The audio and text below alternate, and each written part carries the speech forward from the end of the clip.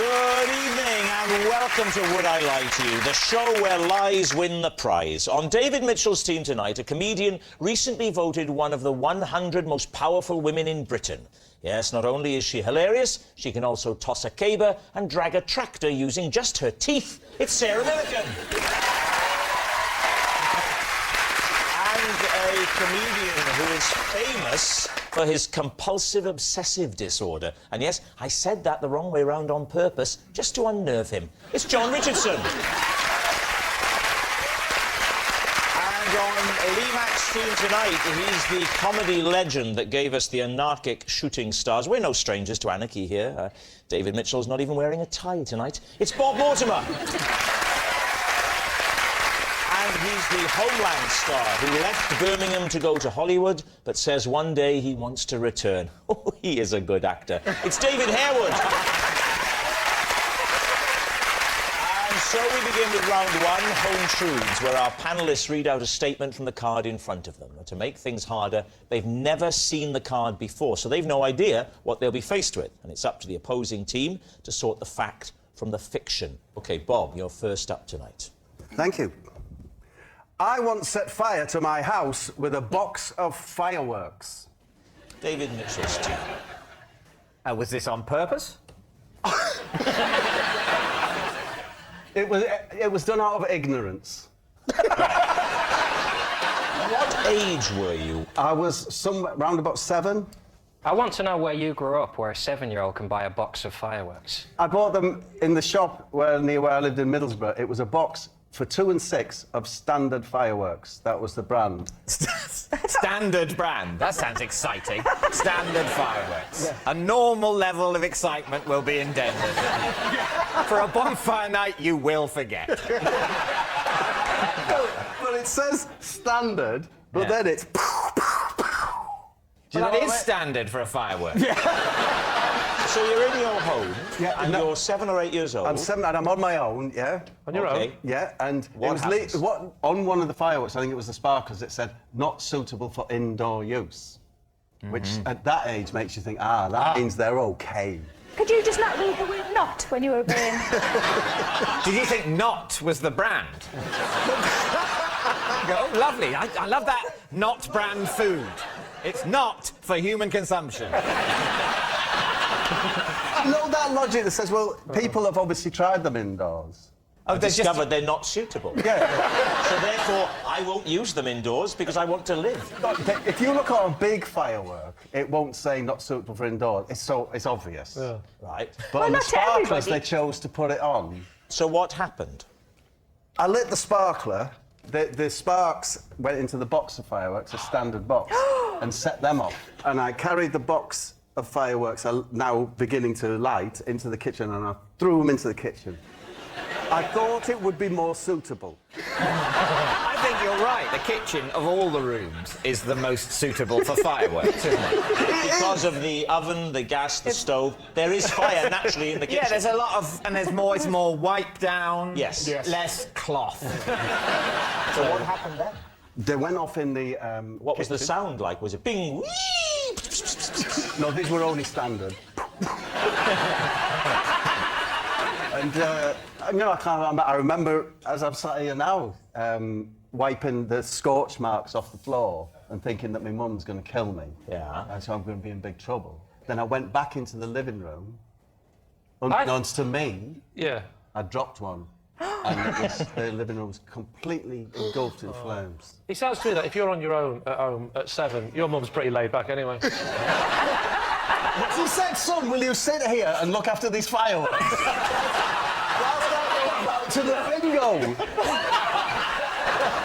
So, you lit the sparkler. A spark went into the standard box. Yes. The box starts to go... You go, uh-oh, I must get them into the most suitable room for fireworks. Yes. The kitchen. No need to go beyond the kitchen to the outdoors. Yeah. Mum said don't go out!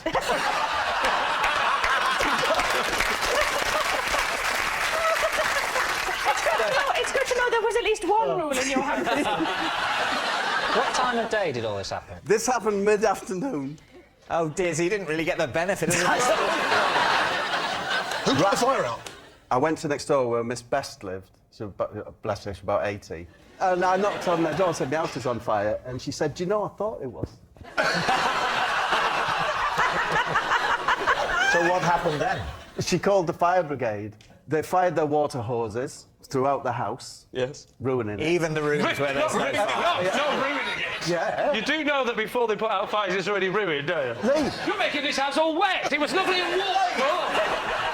it's the water damage that knackers the house. Is it? Not the fire? Not the fire. If they would use their boots to put it out. Honestly, the entire house, that's it. I was in a family of 4 children, and we were homeless.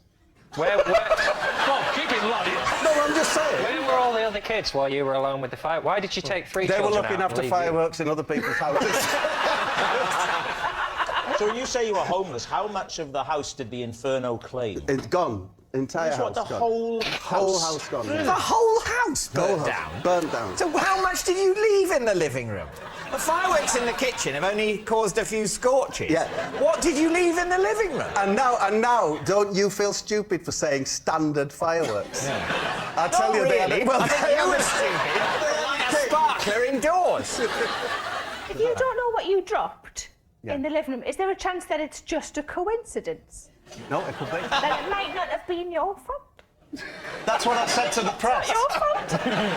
Press? What press? Who did you speak to? Local press. Because they came to the house while it was burning? Yeah, you know, they're their hats on, trilbies, sniffing around.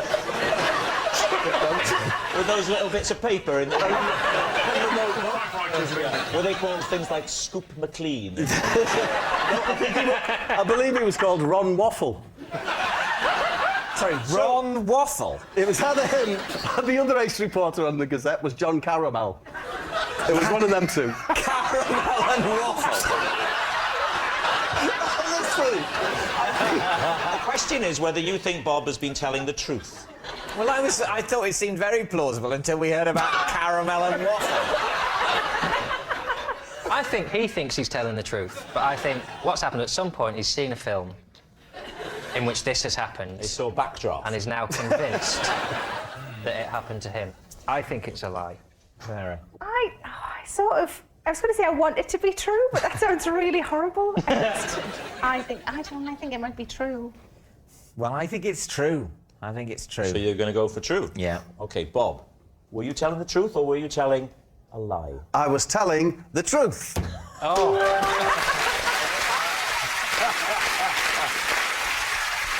Yes, it's true. Bob once set fire to his house with a box of fireworks. John, you're next.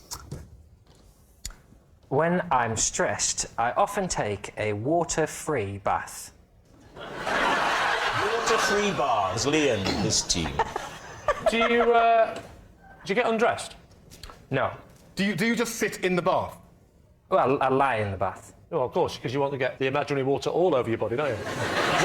Do you imagine there's water in the bath, or does your mind accept it's not there? No, you know it's not there. I'm not an idiot. I know it's not there. So you're a hovering duck? How long do you spend in this position? It depends on how stressed I am. If I'm very stressed, I'll be in there a long time. If I'm only a little bit stressed, I'll pop in and I'll pop out again. But what's the benefits? I don't see what is stress relieving. Well, a bath is stress relieving, isn't it? But then it's quite a faff, isn't it? Running the water, taking your clothes off, then you're wet. You can't go out when you're wet, so you've got to dry yourself. Then you've got to put your clothes back on. Well, if why you just get in without all that faff, you get all the joy of a bath and none of the fuss. You're from the north, I bet you've got just an imaginary flannel. You said that like you're not from the north. I'm not... If you say that, I've completely converted now. have you told your accent? He was alone.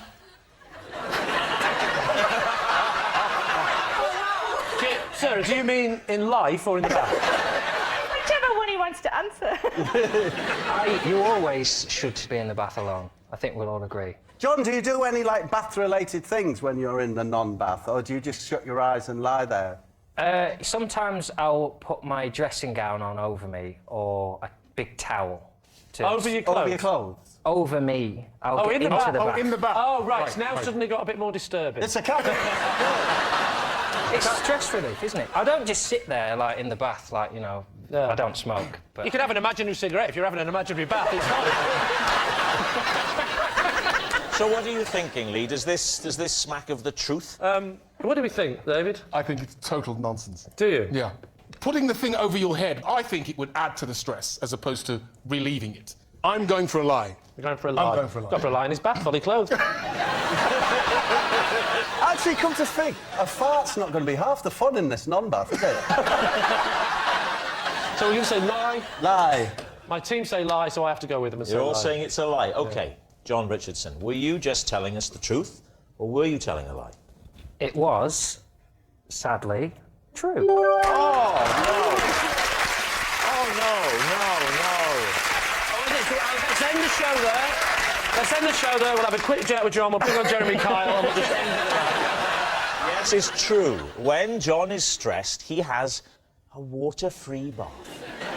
Our next round is called This Is My, where we bring on a mystery guest who has a close connection to one of our panellists. Now, this week, each of Lee's team will claim it's them that has the genuine connection to the guest, and it's up to David's team to spot who's telling the truth. So please welcome this week's special guest, Keith.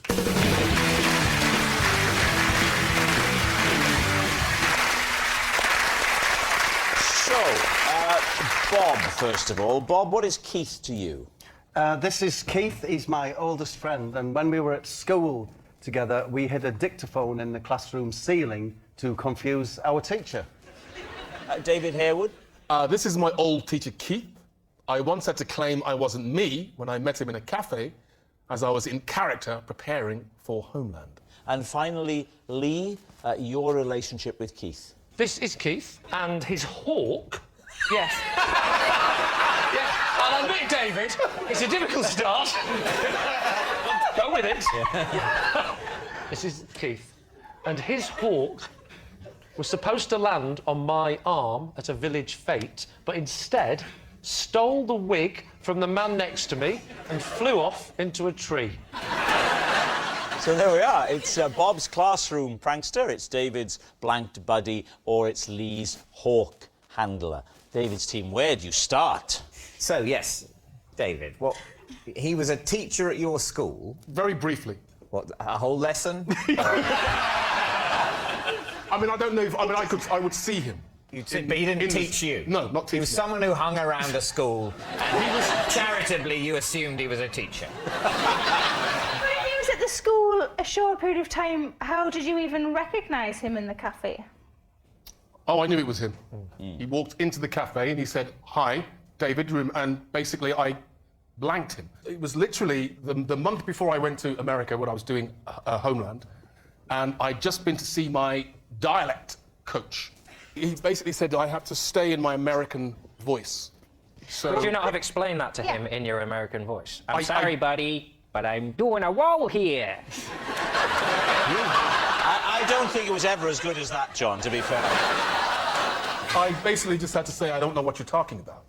Oh, I'm remembering you now. Do the voice a bit more I said, straight. "I don't know what you're talking about." Ooh, that did weird things to me. So your dialect coach said, you're in this role, you need to stay in this character. Yeah. Now the lesson's over, let's go to a very public place. Yeah. We are likely to encounter several people. Well, that's what you have to do. You have to stay in that voice. You have to have the confidence to stay in your voice. Why can't you just, like, turn it on like an actor? Oh, that's a cheap shot, Sarah. I have to say, I did phone him up afterwards and apologise. So you had his number. You stayed in touch with the teacher you barely remember. Would it be fair to say the hawk's looking a bit more plausible? So, David, who would you like to question then? Bob, remind us of your allegation. When we were at school together, we hid a dictaphone machine in the ceiling tiles to interrupt the lesson. So not to record, but to play stuff? Yeah. What sort of stuff? Well, it was important to keep a gap at the beginning, so we let it run for about 15 minutes. And then there was the noise of a fly. For a brief period, then another period, to confuse the teacher. Where would you get the noise from the fly? You'd make the noise. We'd make the noise ourselves, Well, yeah. let's hear I'm your not paying fly for no noise. fly to do it. Let's hear you fly. does sound like a fly. Can I hear you B? We didn't do a B. Do you know how to do B? Just like that fly. No, it's more wholesome if it's a bee, isn't it? Show me the difference, David. Well, I don't know. I'm not. Do well, it. I'd say okay. A bee would be a sort of a footler. No, that's a Whereas a bumblebee. fly is a. Good. That's good. Very good. Do you see the way he just slipped straight in and out? So you So yes, there hide was it. silence, Yeah. then a little bit of fly, silence, a little bit of fly, and then quite loudly, but not to frighten anyone, the word wolf.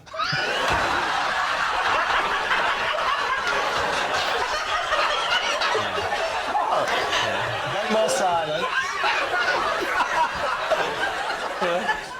A bit more silence. Then Yeah. Speedway Stadium. Speedway Stadium. Do you know, the idea was just to say kind of random things. He was a really nice teacher called Bill Whitlingham. How did Bill Whitlingham react to these random sounds? Well, Mr. Whitlingham left the room and said, "Can you sort this out by the time I've gone back? Can you sort whatever it is that's going on?"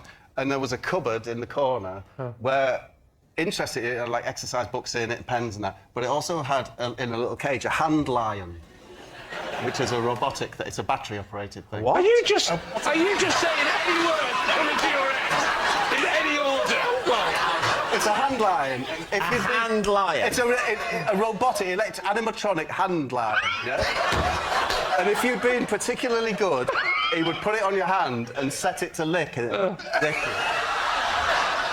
If you'd been particularly... Is this like a clockwork lion? No, it was remote control. It was remote control? Remote control. He had the controller in his desk, and he said, But the actual hand lion... Get out the hand lion, and you'll get a lick.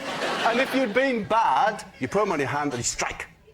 You'd strike at your hand. So the hand lion had two settings. It could lick or it could strike. Yes, good boy, bad boy. Right. Very Good boy, bad sensible. boy. Now, the only problem with it, of course, was... what, this story? It would... The only problem was if the batteries got low, it would get constipated. No, anyway, but in this cupboard, so we got up on the cupboard. You climb onto the cupboard that Yes. the hand lion is Yes. is housed in. Probably asleep. Right. You reach up onto the ceiling tile, Take out the dictaphone. switch it off. Yep. Mr. Whitlingham Yes. comes back in. Yes. What happens? He's nervously awaiting another, edict from above. Yeah. Doesn't come, carry on with the lesson. British government and politics it was.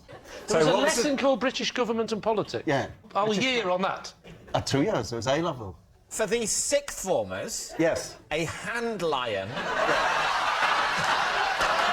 hand lion that can either lick or strike was used to express praise or the opposite to these 17 or 18-year-old students. And it was very effective. Would you like to move on to the final claim? So, Lee, tell the story about Keith. I was at a village fete, and Why were you at a village fete? I was helping out. What village? Thames Ditton. Why were you helping out at Thames Ditton Fete? Because I don't live too far away from there, and they asked me to help out, and I did a few little things, like I did a bit of tombola, a bit of announcing. Then I went over to judge the pig racing. The usual things you do at a fete, you know. The pig racing? Yeah. I don't know how I judged it, because surely first past the post, but...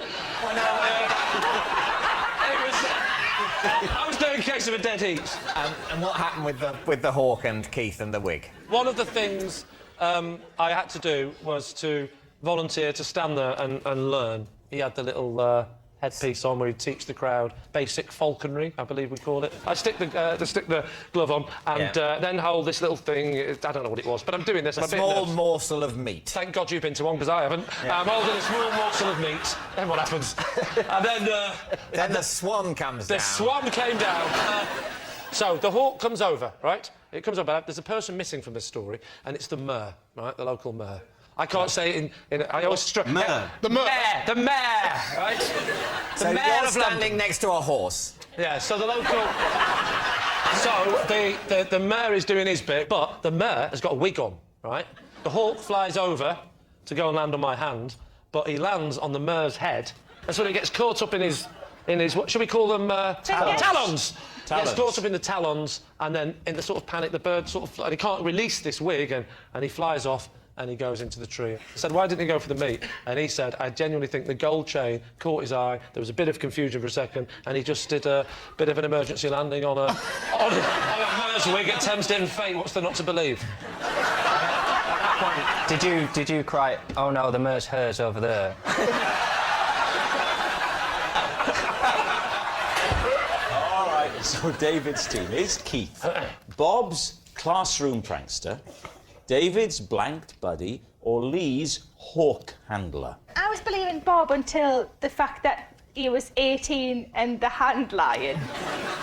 I'm leaning towards David. I think I'm leaning towards David. I think it's Bob, and I think he panicked because he knew we were onto him, so he went on a ridiculous riff about hand line to throw us off the scent. I'll go Bob, but I've been wrong before. Sarah? I'm gonna go David. We'll go David. You're saying David. Keith, please reveal your true identity. My name's Keith, and Bob and I recorded voices and hid the dictaphone in the ceiling. Yes.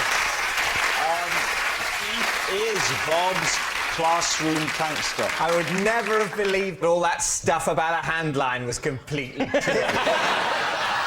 Thanks very much, Keith. Thank you. Which brings us to our final round, Quickfire Live. We start with... It's Sarah Milliken. Possession. There's a box under your desk. Would you pop it on the desk? And then, first of all, read out the card that's inside before you show us what the possession is. This is my cat cam. I put it around my cat's neck for a week to film what I got up to because I believed it was him who kept turning the kitchen tap on. OK, let's take this item out and pop it on the desk. Right, Lee's team, cat cam. So you're saying that you thought the cat might be turning the tap on? Yes. We know it wasn't John. So you put the cat cam on the cat for how Yes. long? For, well, generally like an hour at a time, but while I was out. So the cat's clever enough not to be turning this tap on when you're in? Well, yeah, because I would just see him doing it, and then I would know it was him. If he could do the tap, were you not worried that he could turn the camera off? No, because the tap's like one of those ones where that's quite fiddly. And how do you see the picture? You connect it to a computer? Yeah, it's Is there just a got a USB on there? USB thing, yeah. I see, OK. You attach it to the computer, and how long you watching? An hour at a time? Well, you fast forward it. I'm not sitting Oh, just the watching. highlights. You're doing the highlights. Yeah. Go on. The big question is: Was it the cat?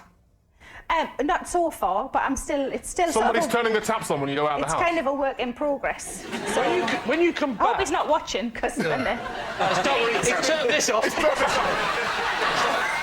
Can I ask you a question? Yes. Why didn't you attach the camera to the tap? Oh. Thank you. What's the name of your cat, Sarah? It's called Chief Brody. And the personality, is he a scratcher? He is a scratcher. On bits of furniture? Arms. Oh, Yeah. Well, that's not so much of a worry. It's the furniture is more the thing, isn't it? Is it? Thanks. That's why you're so worried about the cat turning the taps on when you've got something in your house that's attacking you. I wouldn't mind if But it's he's turning the still tap on lovely. if it's scratching my face. Well, that's because you're not a cat lover. No, but I don't like things that scratch. Well, don't get a cat then. Am I the weirdo here? Yeah. With a show of hands. Yes. That's so lovely to hear, because usually it's me. What colour is your cat, Sarah? Ginger. Pink collar, ginger cat? It's red. It's not Would pink. it pink? It's red. Oh, please, it's pink. It's red. Shut your face. Red and ginger, devil's finger. That's what they say. It says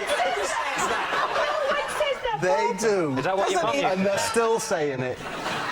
So what do you think, Lee? Is she telling the truth? What do we think, Bob? I'm saying it's a lie. You're saying it's a lie. David's saying it's... Possibly true. Well, I'll lie. OK, you're saying lie. Sarah, truth or lie? It is a lie. Yes, it's a lie. Sarah didn't put a cat cam on her cat. Next. It's David Harewood. I can balance a banknote on my nose. When did you first find this out? When I was about 13. Is it flat or is it sort of like that? It's on its On its edge? Yes. And I would balance it on like that. What, straight like up? that? Yes. Yeah. On your nose? Kind of like that. So that the end of Yes. the note Yes. is along your nose there, Yeah. going upwards. Yes. And what's your technique for... Because I imagine the problem with that is that the note would immediately fall off. What's I your have to kind technique of- for preventing that? Zen. Zen. Zen. Is that a type of glue? What do you think, David? Does this have the ring of truth for you? I don't think it does. I think it's an odd mixture of something that would be impossible and not that impressive anyway. So what do you think? We think it's a lie. I think it's a lie. Lie. Three I of think you, it's all a three of lie. you think it's a Yeah. lie. OK. David Harewood. Truth or lie? It is true. Whoa!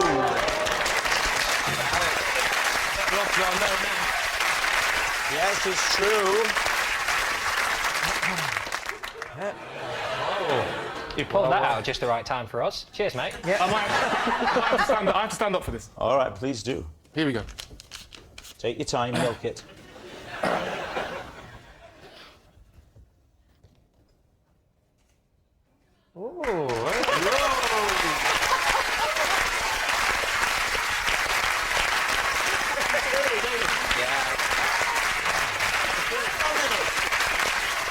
Very impressive. Yes, it's true. Oh, and that noise signals time is up. It's the end of the show. And I can tell you that Lee's team have triumphed by 3 points to 2.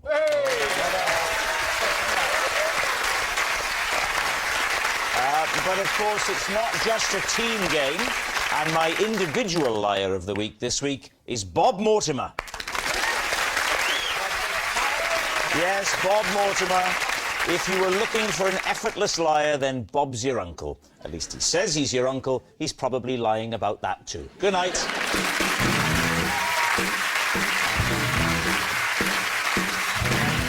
Miranda gets herself into a bit of a pickle as a waitress, so she's looking for a new career next here on BBC One. Then Manny's on a diet with a fat chance of success. How will she resist fish and chips on a Friday? Mrs Brown's Boys at 9:30. And starting over on BBC Three now, it's Russell Howard's Good News.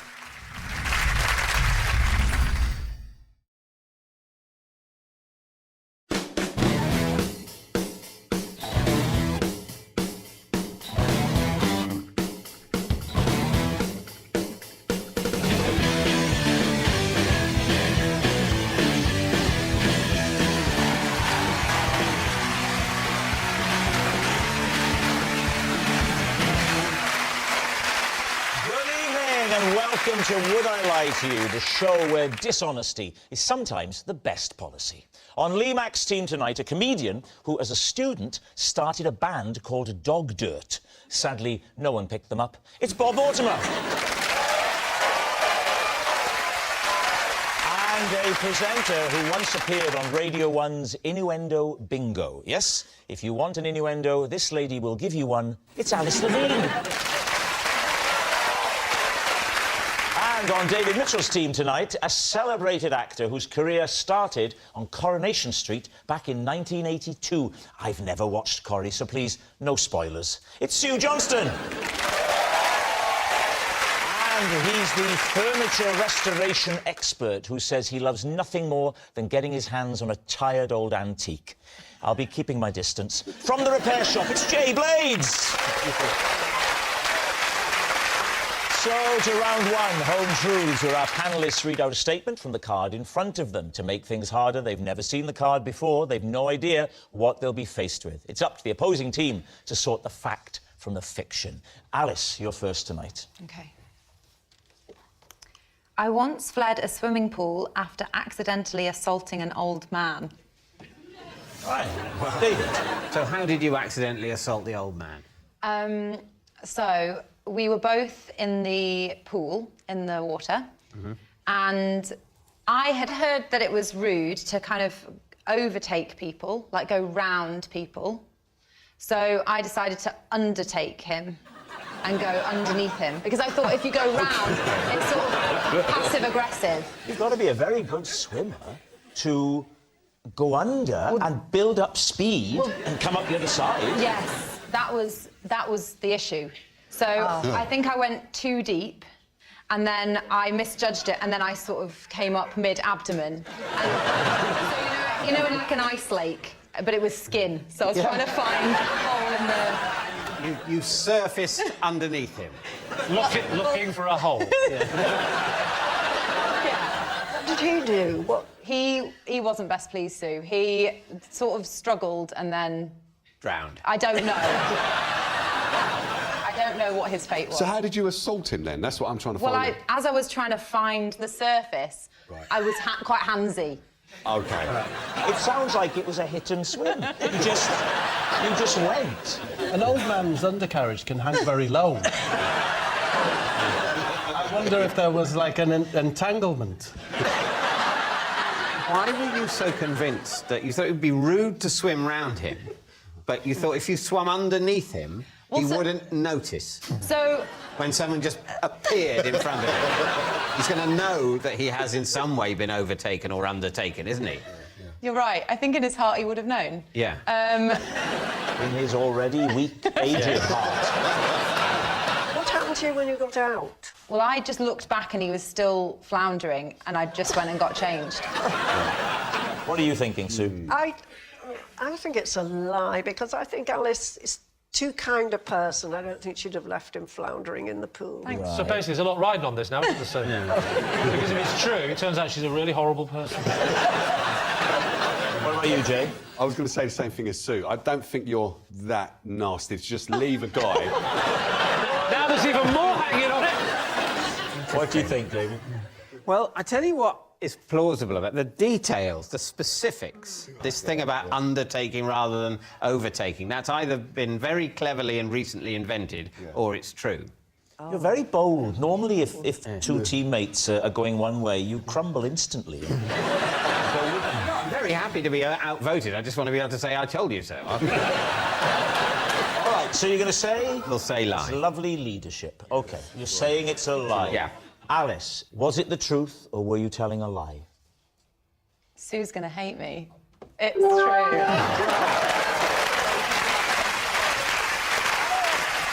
Jay, you're next. Possession. Ah, right, there's a box just there. So lift up the box, place the item that's in there on the desk, and then read the card. This lives in my workshop, and I watered it every day for a month before someone pointed out that it was plastic. OK. Lee's team. Where did you get it? It was a gift. Someone gave it to me for a chair. Yeah, I know what a gift is. Yeah. He's shot, isn't he? He's shot. Who gave it to you? A person whose chair I did up, they gave me the flower. You're welcome to inspect it yourself. Can we have a look at it? Your keen observation. Should we go and get it? I don't want to get it, but we should. Yeah, I'm happy to wheel you over there, because it's got casters on it. It looks heavy. Here we are. Careful, Rob. It's very light. I think you'd know it was not with soil. Yeah. What is that stuff? Yeah, it's like that looks quite real, that stuff The at the mossy bottom. stuff, yeah. I don't feel real. It's not going to smell. It's not real. Have you not been listening? Maybe it is. What would happen if you put water in it, Lee? It's not real. I wonder if the water would penetrate. Put it on this, top of that. Let's find out. Right, well, it is absorbed. It does absorb it. It absorbs. Oh, no. Well, I didn't you've know, done but too it did much. absorb. It does absorb quite a lot of water, doesn't it? You did it for a month. About a month, yeah. For how often? Probably about 3 times a week. 3 times a week? You gave 3 it times 12 a week. water-ins. How much water did you put in? Only like an egg cup. You filled the egg cup with water? Not filled. Didn't say I filled it. Do you know, Rob, it's only the last 30 seconds I've realised you've still been stood there. Just wait for it. Why are you still there? Because I find this a bit... You know about the restraining order. Always 5 metres away. 5 metres away. Do you want it back, Rob? Yes. Yes. Thank you very Sorry, much. pardon me. How long's it been holding?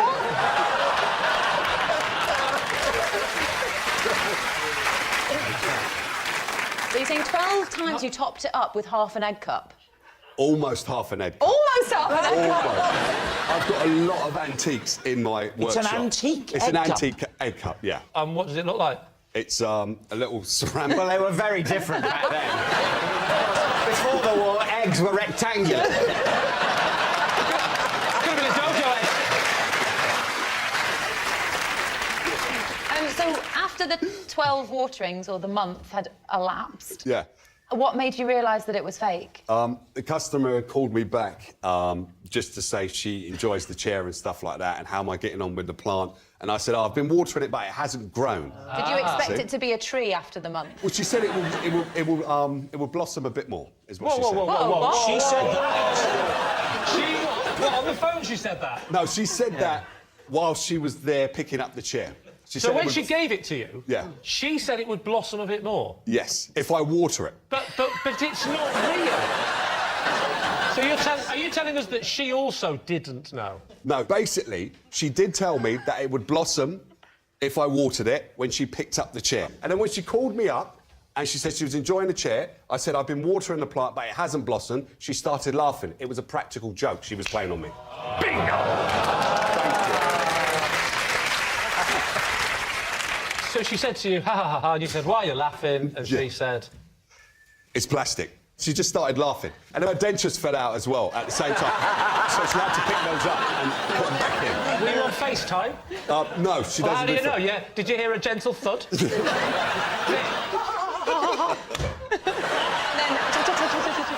It was more like a wind action. It was more like wind coming through the phone. That's what it was. So it was a laugh, like she was blowing. She was laughing, but it was like... she just...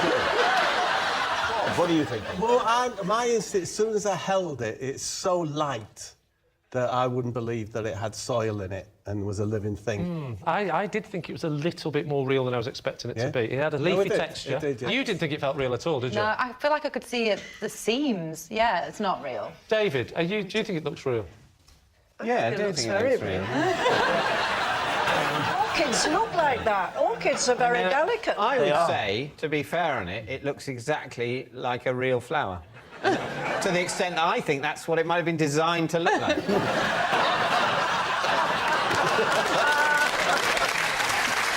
OK, it's time. What are you going to say? I think it's tosh.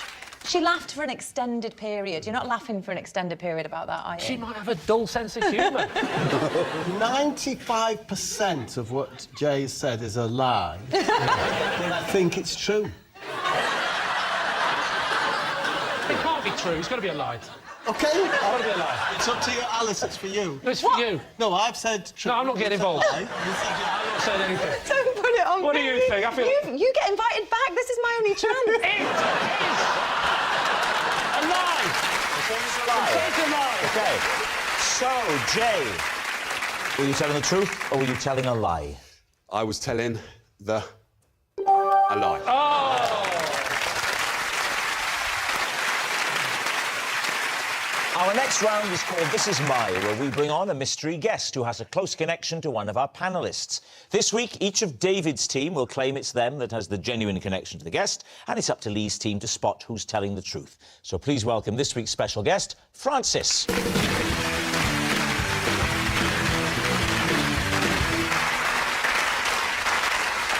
So, Sue, what is Francis to you? Well, this is Francis, and together we hid a body in a coffin to spook the cast of Brookside.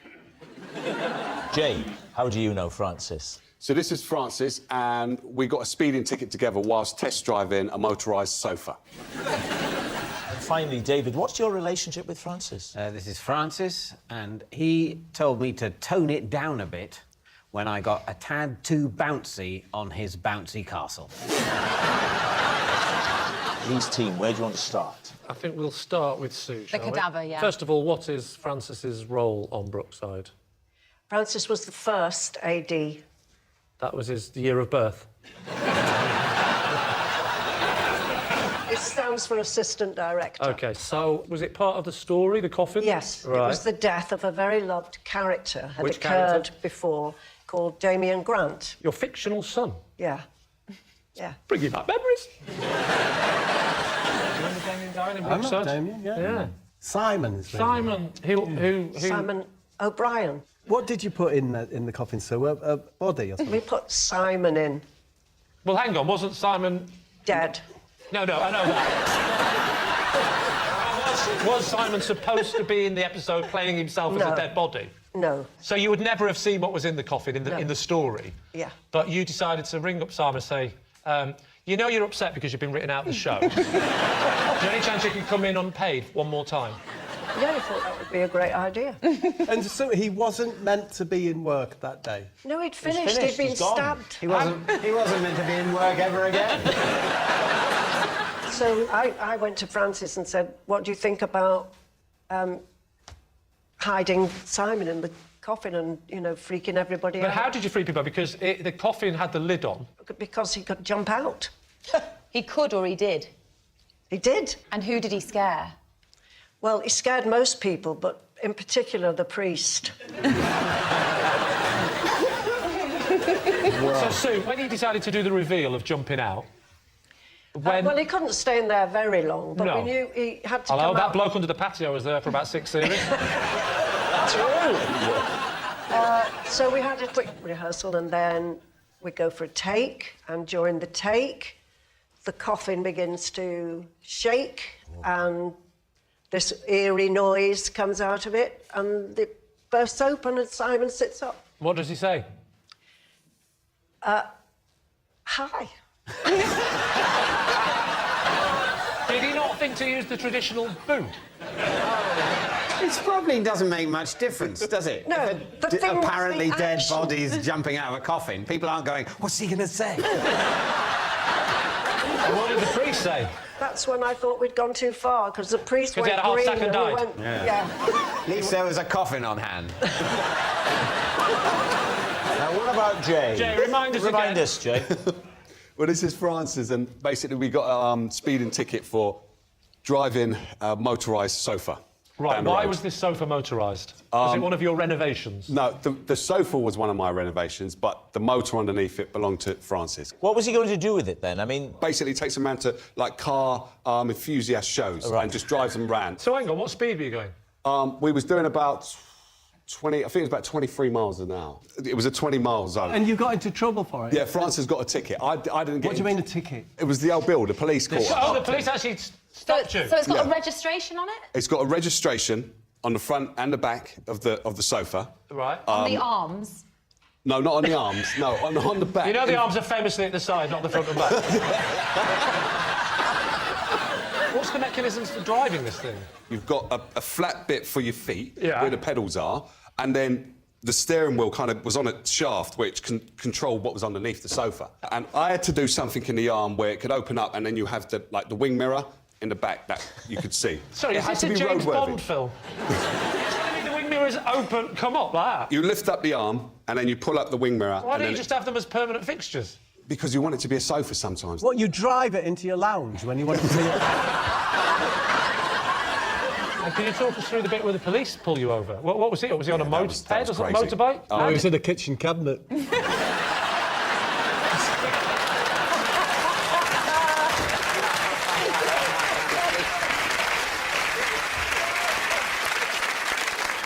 It was just there. They was just there. The police do just turn up sometimes. Could I see Kevin's hands? Whose hands? Whose hands? Who's Kevin? It's Francis.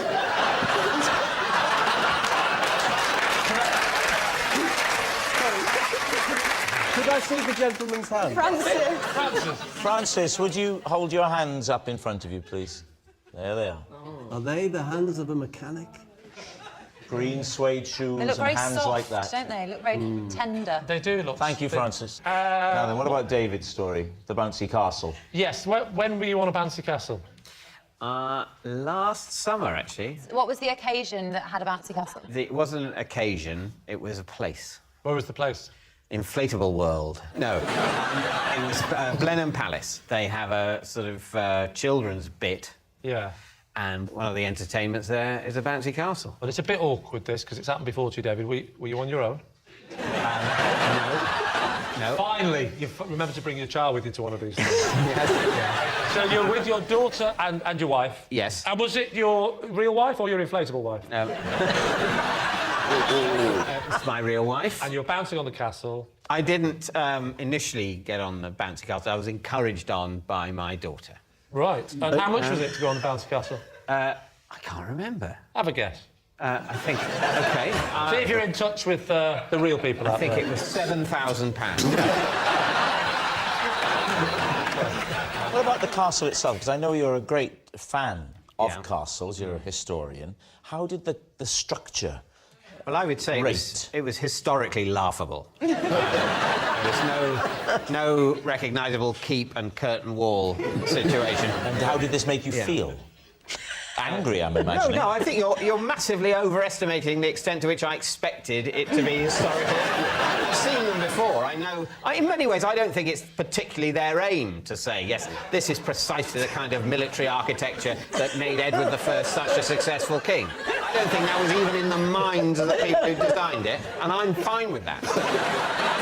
So you went a bit too far. So did you start off by bouncing normally and then you just got carried away? I got on the edge. She was sort of towards the back corner, and I moved towards her. In a bouncing fashion? Well, it turned out... to just walk over there and start bouncing, because you thought, I'm a stickler for the rules, I better bounce because it's a bouncing castle.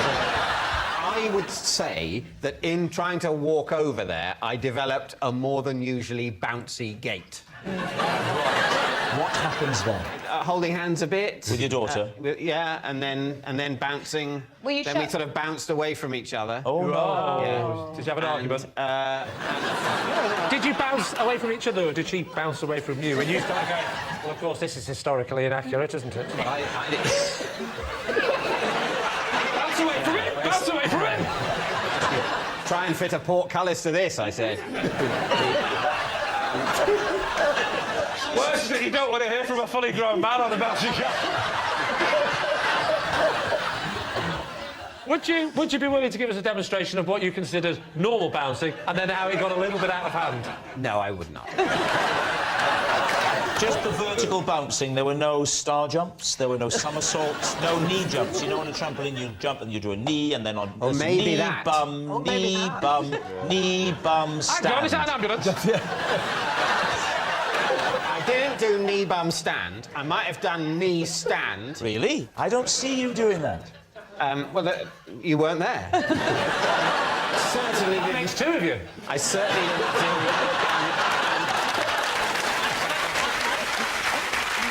Right, we need an answer. So, Lee's team. Is Francis Sue's pranking pal, Jay's sofa speeder, or David's castle custodian? I mean, I've rejected Francis as a mechanic because of his hands. Right. If he's got soft hands, he could work in television, because they've never done an honest day's work in their life.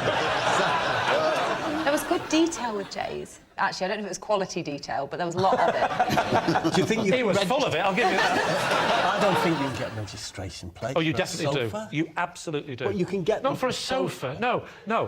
Don't be thinking you've got to go home, Bob, and go, all right, leave that talk. You've got to get number plates for the sofa. No, only if it's turned into a vehicle do you need to get... You'd have to get headlights for a sofa. Wouldn't issue them. Yeah, but there's... Say, well, apply to DFS, not us. So are you going for bouncy castle? I think David would be reluctant to get on a bouncy castle. I don't dispute. I don't think he's... I think David would be reluctant to just go out of the house. Yeah. I'm going to go with Bob. I think it might be Sue. You think it's going to be Sue? Yeah. Sue! OK. We're going with Sue, we're not changing our mind. Saying it's Sue, yes? Definitely Sue. OK, so, Francis, would you please reveal your true identity? I'm Francis, and together Sue and I did a body and a coffin on both sides. Yes, Francis is Sue's pranking pal. Thank you very much, Francis. Which brings us to our final round, quick-fire lies, and we start with... It's Bob. I once masterminded a daring heist on a campsite tuck shop.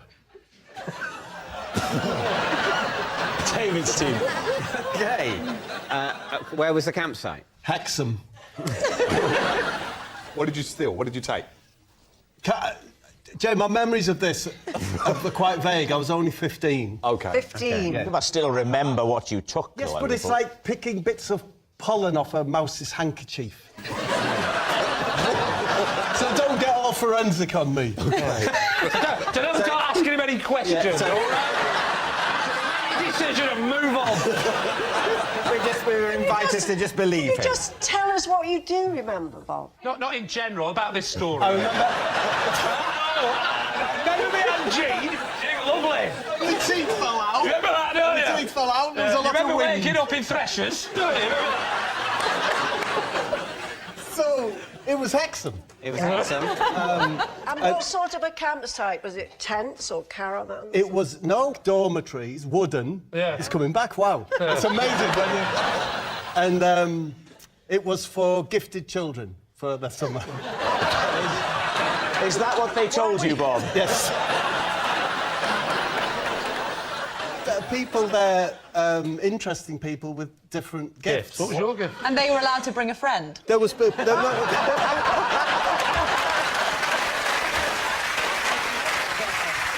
there was people who were good at pottery, people good at art, people who were gifted at fencing, or. We're all very curious to know, Bob. What were you good at? I was there because of my special abilities at football. And the camp wasn't just for children who were good at football, it was for children who were good at a wide range of things. Gifted children. Right. So you were proposed by the school or the local authority. It was huts in a pine forest, a place where you could canoe, a place where you could pot. Yeah. All boys? All boys in my dorm. Yeah. Do you remember any of them? I was with Pork Chops Johnson. He was called that because a very thick layer of fat across his back. Pork Chops Johnson. Because this is a criminal enterprise, I'm not using their real name. Oh, of course, yeah. Was it Lamb Chop Jenkins? Lamb Chop Jenkins, he just had a thin bone. So, and there was the mole. The mole? The mole, they're the two people that I carried out the heist with. Why did you decide to do this heist? Well, it was the evening. Yeah. And the nights had gotten quite long. Winter was drawing in. For some reason, the gifted children hadn't been picked up. Being left there to fend for themselves. See if among their gifts are foraging and surviving the cold. Well, never a better equipped group of people to be abandoned. We had archers, potters, Footballers, those are the key things you need. Sort out the archery and the football, then we have a civilization. So, it was evening. Yeah. And there was a tuck shop there. Well, it was one of the huts. What we noticed, right, was that the tuck shop was on a slope, right? So there's an angle created, yeah? It's like an angle, I'm not very good at it. Say if a duck went quack. Yeah? But not the angle if it went fox! So about that, so we had this, so it had an end that was raised, and they'd filled that in with stones and soil. Right. So we went down there. Oh, what happened? Well, first off, of course, the mole removed the stones. And then Pork Chop Johnson, he slid in and with that magnificent back. I would have thought he's the last person to be sliding for on.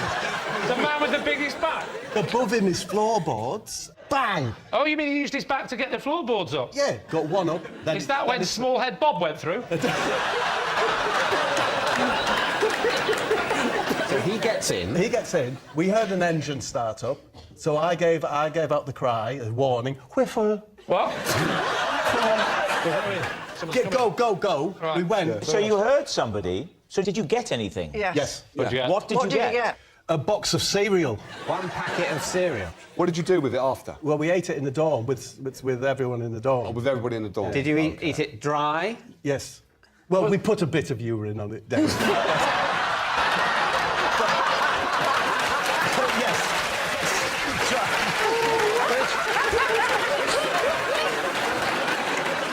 think, David? My instinct is it's not true, but it could be true. I mean, it's Bob. I don't think it happened. So you think it's a lie? I'm going to go with Sue. I like the story, but I think it's a lie. I think we're going to go lie. You're going to say lie? I'm braced. I'm braced for an odd experience. So, Bob, was it the truth or was it a lie? I was telling the truth.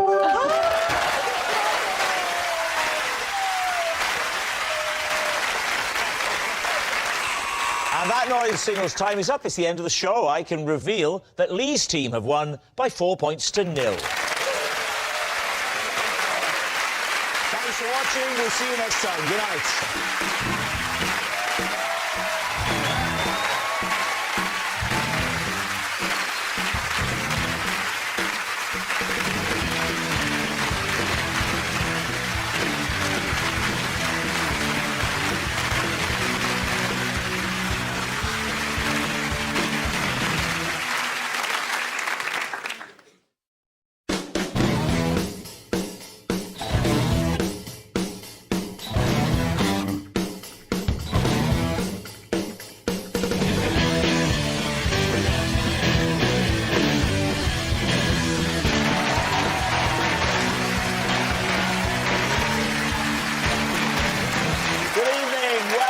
Would I Lie to You, the show that separates the truth from the twaddle.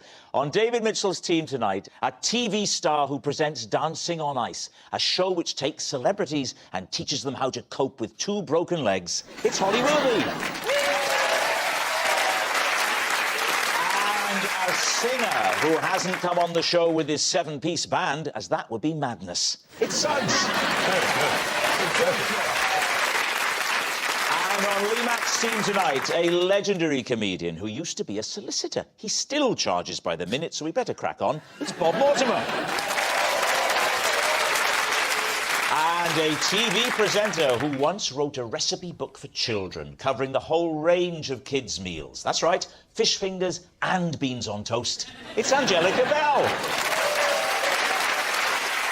So, to round 1, Home Truths, where our panellists read out a statement from the card in front of them. Now, to make things harder, they've never seen the card before, they have no idea what they'll be faced with, and it's up to the opposing team to sort the fact from the fiction. And Holly is first up tonight. OK, mine says possession. Now, there is a box on the floor under the desk. Take the item out of the box and pop it onto the desk, and then please read the card. OK. I'm just going to sit you there, little guy. Are you talking to me? No. Right, this is Jeff. Every Thursday, our floor manager hides him somewhere on the set of This Morning for me and Philip to find during the show. The first one to spot him is the winner. Wow, Lee's team. What's his name again? Jeff. Little Jeff. It's hidden before the show, and you search him during the show. During the ad breaks, we have to find him. Oh, it's only during the breaks? It's never... Well, to be honest, depending on who I'm interviewing, sometimes I'll get a bit bored. I'll have a little look around and see if I can see Jeff. You've interviewed me on This Morning. I found him so fast that day.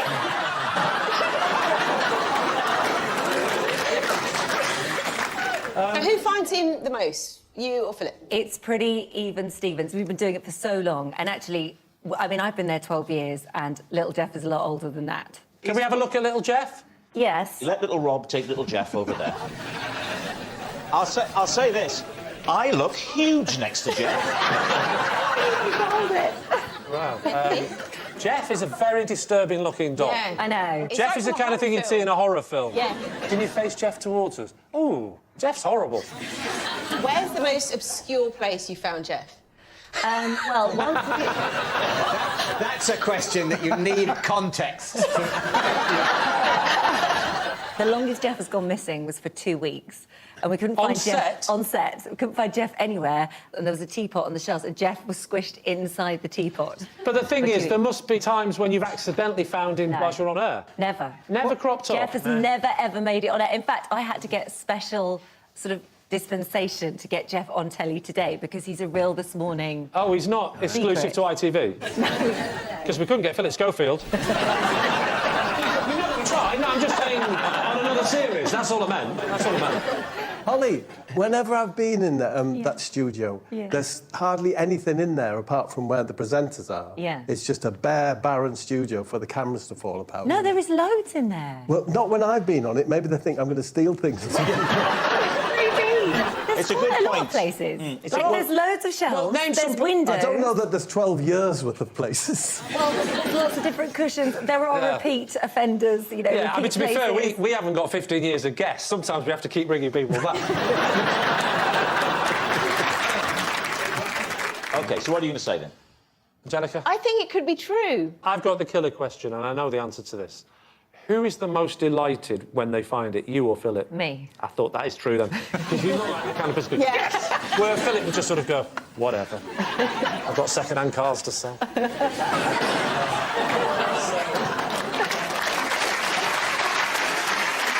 It's true, then, shall we? You're going to say it's true. OK, Holly. Little Jeff, truth or lie?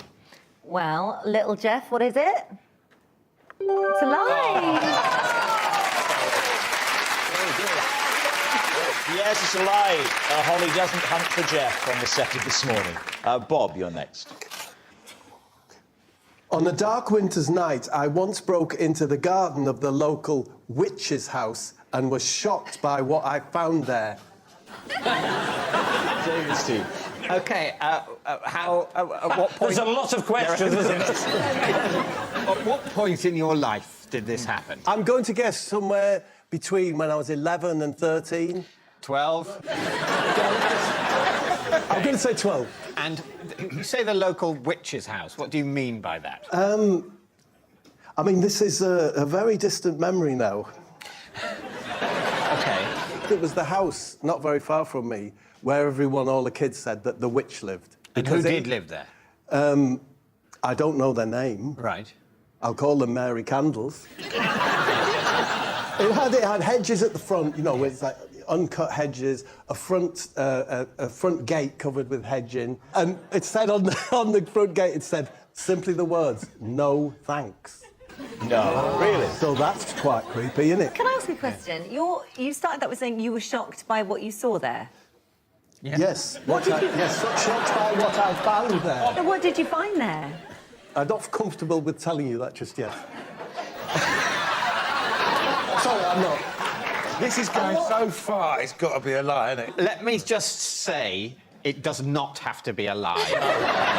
Whatever he says, however absurd, it could still be true. However plausible, it could still be a lie.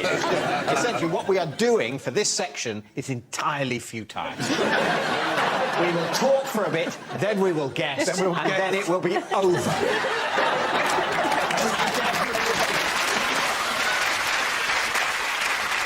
So how did you come to go into this house? Who were you with? I was with, what's he called? I was with Ken Numbers. Yeah. Ronnie Calculator's son. The vibe is it's very unkempt, it's the gardening, because as we all know, Lee, witches hate gardening, wizards hate plumbing. Right. So we knew it was a female resident. Right. So you've never seen Mary Candles, but you're only speculating it must be a witch rather than a wizard because it was an unkempt garden with no sign of deficient plumbing. Exactly.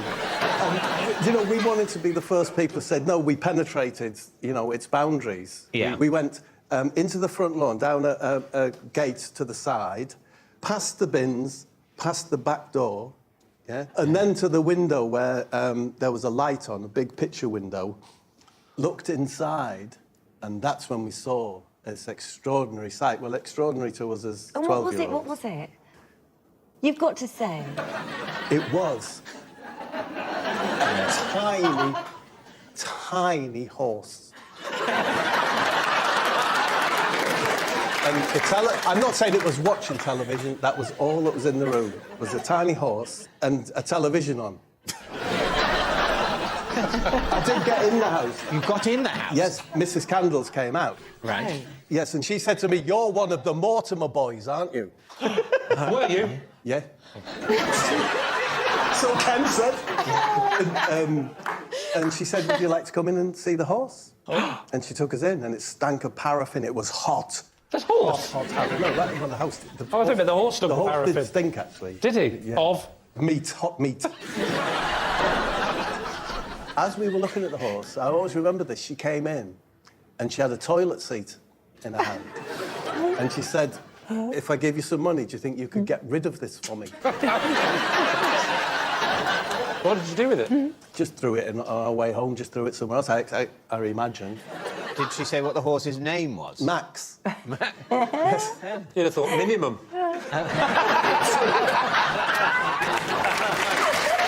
All right, well, now, Suggs, what are you thinking about this? I mean, you know, it's so preposterous, but David's flung me by saying this is the way he carries on anyway. Oh, yeah. I mean, but no, I'm saying lie, of course. You say it's a lie. It was when you said the horse smelt like hot meat.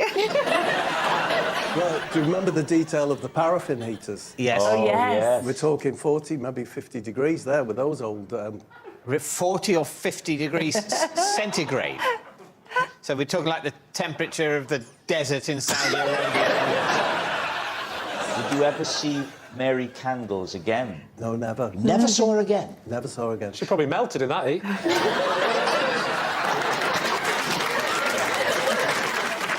All right, what are you going to say then, David? Do we think lie? I think it's a lie. I think it's a lie. I think it is a lie. All right, they're saying it's a lie. Now, we should bear in mind that when it comes to Bob, David has a very poor track record. Let's see if he can be better tonight. Bob, truth or lie? I was telling the truth.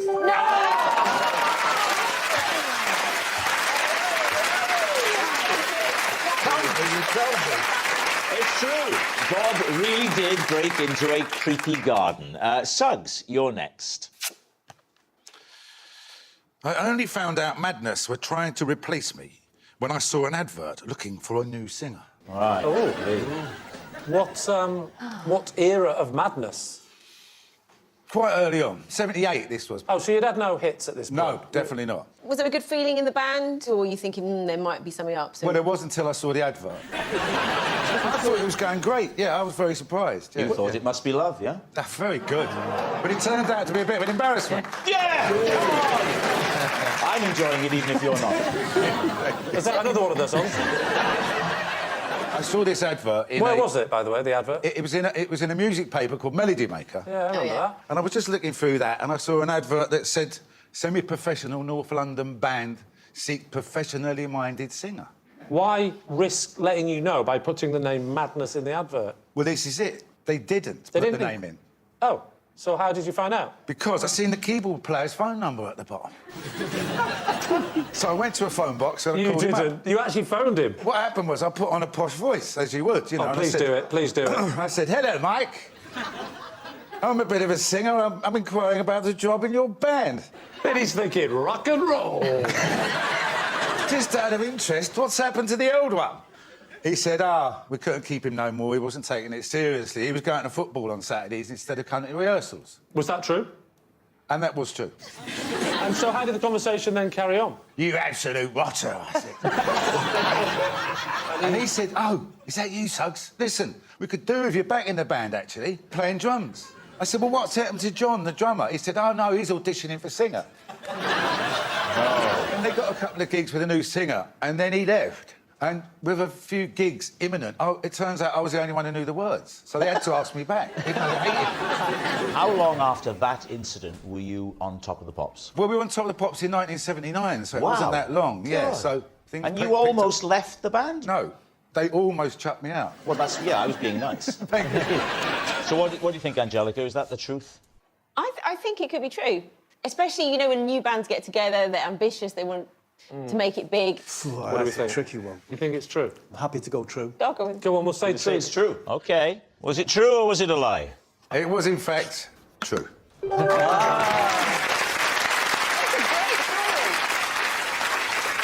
Our next round is called This Is My, where we bring on a mystery guest who has a close connection to one of our panellists. This week, each of Lee's team will claim it's them that has the genuine connection to the guest. It's up to David's team to spot who's telling the truth. So please welcome this week's special guest, Mario. So,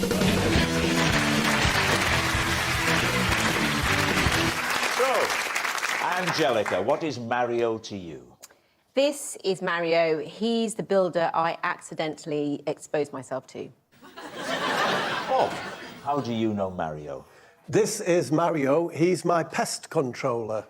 I got to know him when he was doing a big job for me, and ever since he's been sending me photos of massive rats. OK. Finally, Lee, what is your relationship with Mario? This is Mario, and we got into a row because he thought I was honking him, when in fact I was on my way to the garage to fix my faulty horn. David's team, where will you begin? Angelica, so you accidentally exposed yourself to Mario, is that right? So, moved into the house and it needed lots of work doing.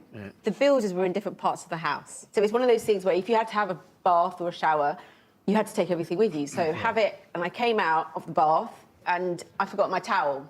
So peeked out the bathroom, thought the coast is clear. Yeah. Ran into the bedroom and I thought, phew, I made it. Yeah. And Mario was standing in there. Oh, no. Also naked.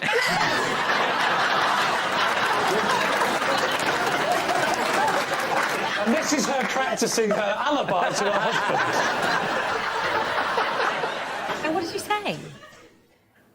Nothing for about 10 seconds. What did he say? Nothing for about 10 seconds. So there's 10 seconds of silence. You're naked, he isn't. He's not he naked. Isn't. He's not How naked. naked are you? Everything was on show. Why didn't you just run straight back into the bathroom? Why did you freeze? You know when you have that moment of shock? I just stood there. I didn't even cover. Yeah. It's all sounding very suspicious, isn't it? 10 seconds. That's a hell of a scene. And you go, It was, you know, like when you see films.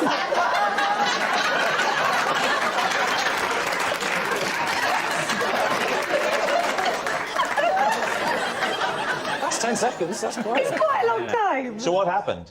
I think I walked slowly out. You walked up, but you haven't got the towel. Because what? What are you going to do? You walk straight out, what, then go down to the builder and say, he's seen it, you might as well.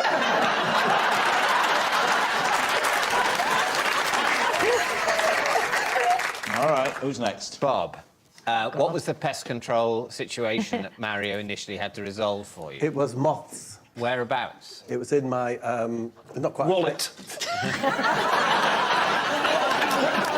wallet joke. I love a rotten wallet joke. Proper old school. Yeah, oh my God. It's like a half basement. It's where I store everything. Lots of bags of clothes that we, you know, haven't thrown out. Mario came round to sort it out, and it ain't easy. Where do the rats come in? 'Cause you said rats, didn't you?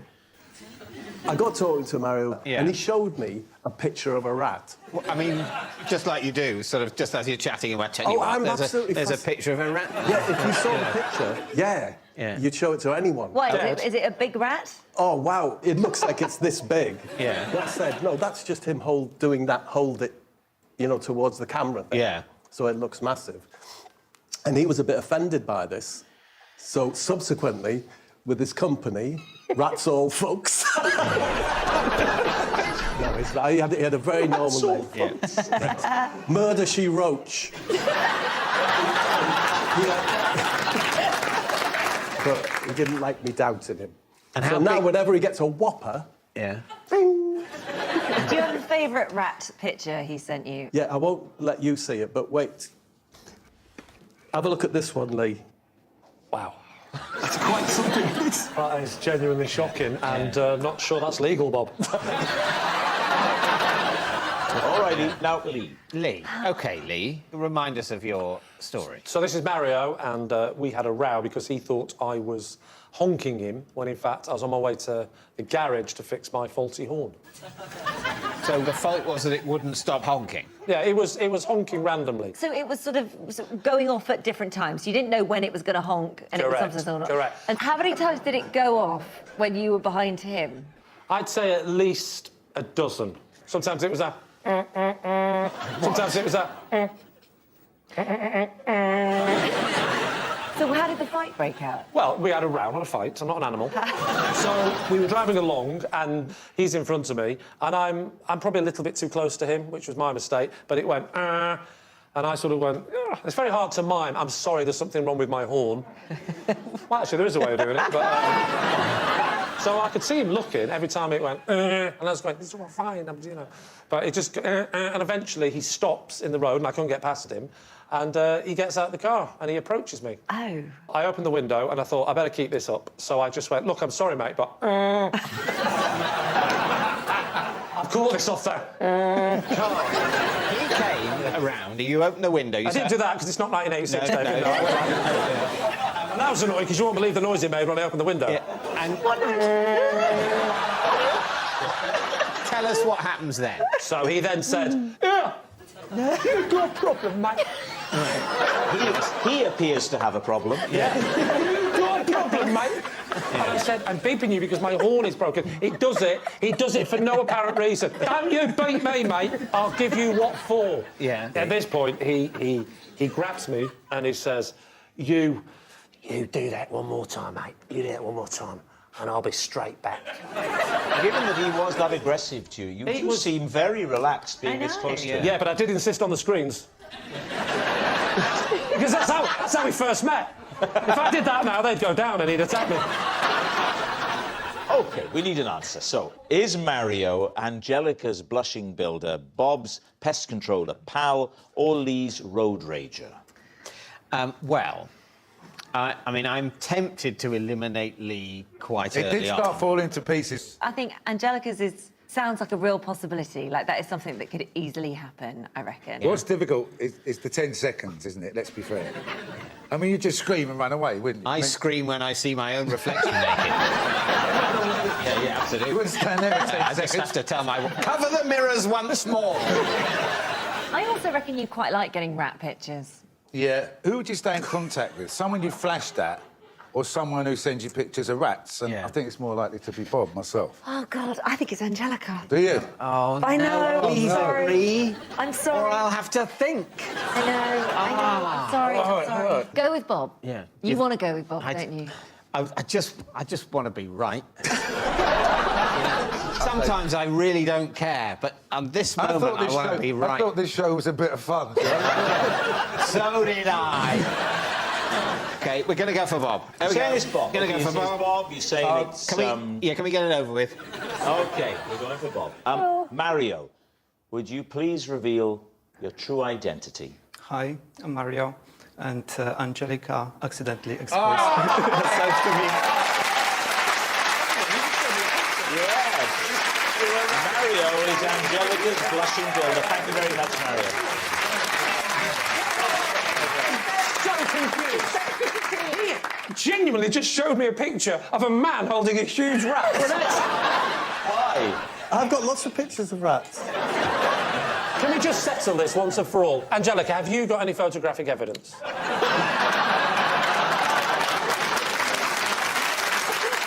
Which brings us to our final round, quick-fire lies. And we start with... It's David. To keep things exciting at home, every time I fill our tin with normal tea bags, I slip in one Earl Grey, knowing it could surprise me at any time. Oh, it's for your own interest, not for the surprise of your wife. Well, it could... I mean, she could be surprised by it also. Do you put a normal tea bag in with the Earl Grey and let it brew, or is it in No, it's in the tin of tea bags. In the tin? I OK. fill the tin of tea bags with normal tea bags, but with one Earl Grey tea bag in the mix, give it a little bit of a...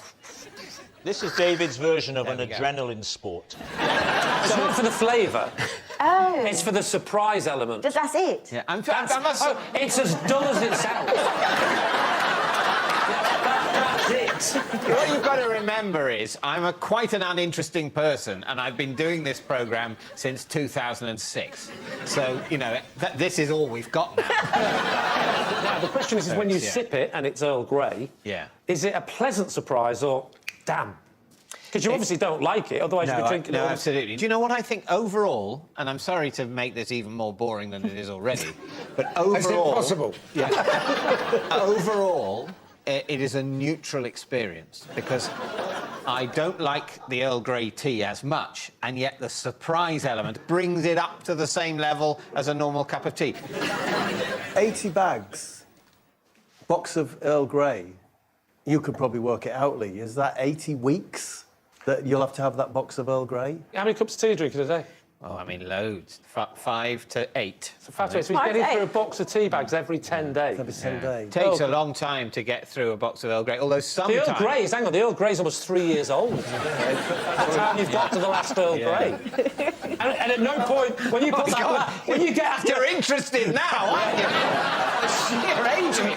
I'm 3 interested years old, David. Because at the end, when you put your last Earl Grey in, and that box is empty, where most normal people would then go, that's probably enough. You'll go, I think I'll go again. A new 3-year cycle. It's a 3-year commitment each time. The thing you have to remember, sometimes people come round to the house, and if you could believe that, you'll believe anything.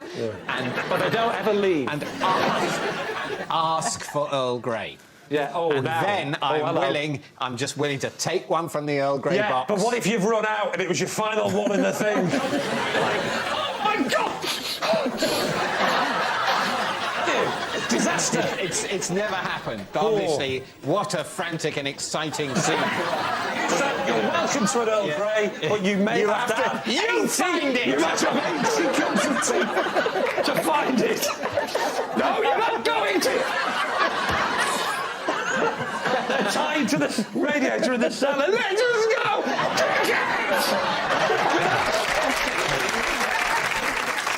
OK, time to decide. Lee, what are you going to say? I believe David is capable of doing this. He needs that little thrill. You know I need excitement in my life. You need excitement. But this is a lot of... It's not exciting. So you're saying it's a lie. David? It was, in fact, a lie. Next. It's Holly. Oh. Even though I could see the DVD on the shelf, I once paid $6.99 to rent a movie because I couldn't be bothered to get off the sofa. Oh, dear. Lee's team. What was the DVD, Holly? It was 50 Shades of Grey. No! Yeah, it was. I've seen 50 Shades of Grey. Isn't that the one with the plumber and Angelica? Yes. That is. Oh, no, I appear to have done it again. I must run immediately.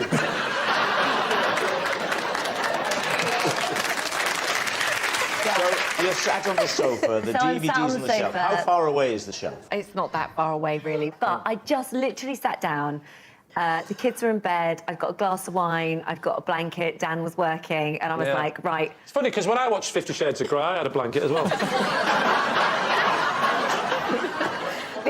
I just as cold as heating was broke. Tried to phone a plumber, but he was in hospital. I couldn't be bothered to get it. And also the other thing, that it was like a double whammy of not being bothered, because A, it was over there, and B, our DVD player is kind of in like a hub thing a bit further up, so it's not just as simple as getting the DVD. Walking, I've got to go up the stairs. The kids are upstairs. I've got to put it in there. Oh, and listen, I just thought... don't worry. It sounds brutal. Especially for you. You're working upwards of 2 hours a day. You must be exhausted. Right, what do we think? Is Holly telling the truth? What do you think? I think she's lying. You think she's lying? I think it's the truth. Oh. Sorry, mate. There's something about Holly that makes me think it might be true. You're going to say true? OK. Holly, was it true? Or was it a lie? It is, in fact, a lie.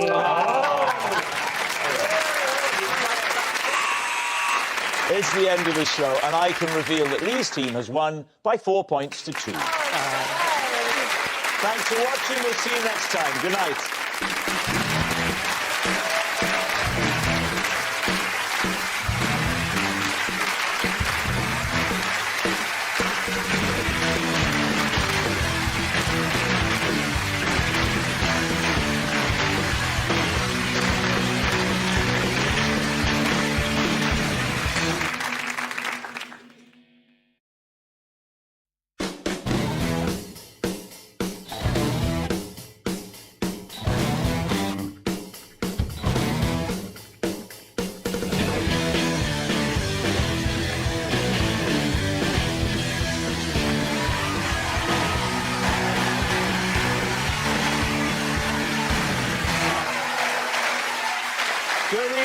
and welcome to Would I Lie to You, the show with tall tales and tantalising truths. On David Mitchell's team tonight, an award-winning comic famed for his viral videos, it's Munya Chihuahua. And Radio 1 extra DJ and I'm a Celebrity star, Snoochie Shy. And on Lee Mack's team tonight, academic and presenter of Digging for Britain, Professor Alice Roberts. And he's back to torment David again. It's the legendary Bob Mortimer. We begin with round one, Home Truths, where our panellists read out a statement from the card in front of them. To make things harder, they've never seen the card before. They have no idea what they'll be faced with. It's up to the opposing team to sort the fact from the fiction. And Snoochie, you're up first. Okay, cool. Because I assumed it was my mate making a prank call, I put the phone down twice on Stevie Wonder. Oh, pleased. Wow. When was this? It was 2 years ago, actually. March the 15th. Same day as Julius Caesar was assassinated. That part. Do let me know if this man's annoying you. I mean, had he dialed the wrong number? And let's be honest, it could happen. No, he hasn't, actually. He hasn't. He actually got my number from my mum. OK. Because they met each other. So my mum used to work at this rooftop company called Dalston Roof Park.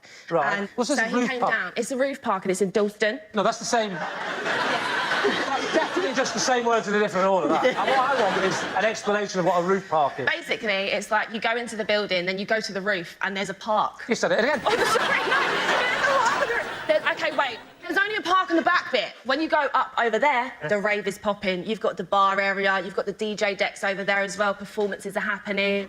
And my mum's like the event organiser. OK, so he's gone to the roof park, he's met your mum.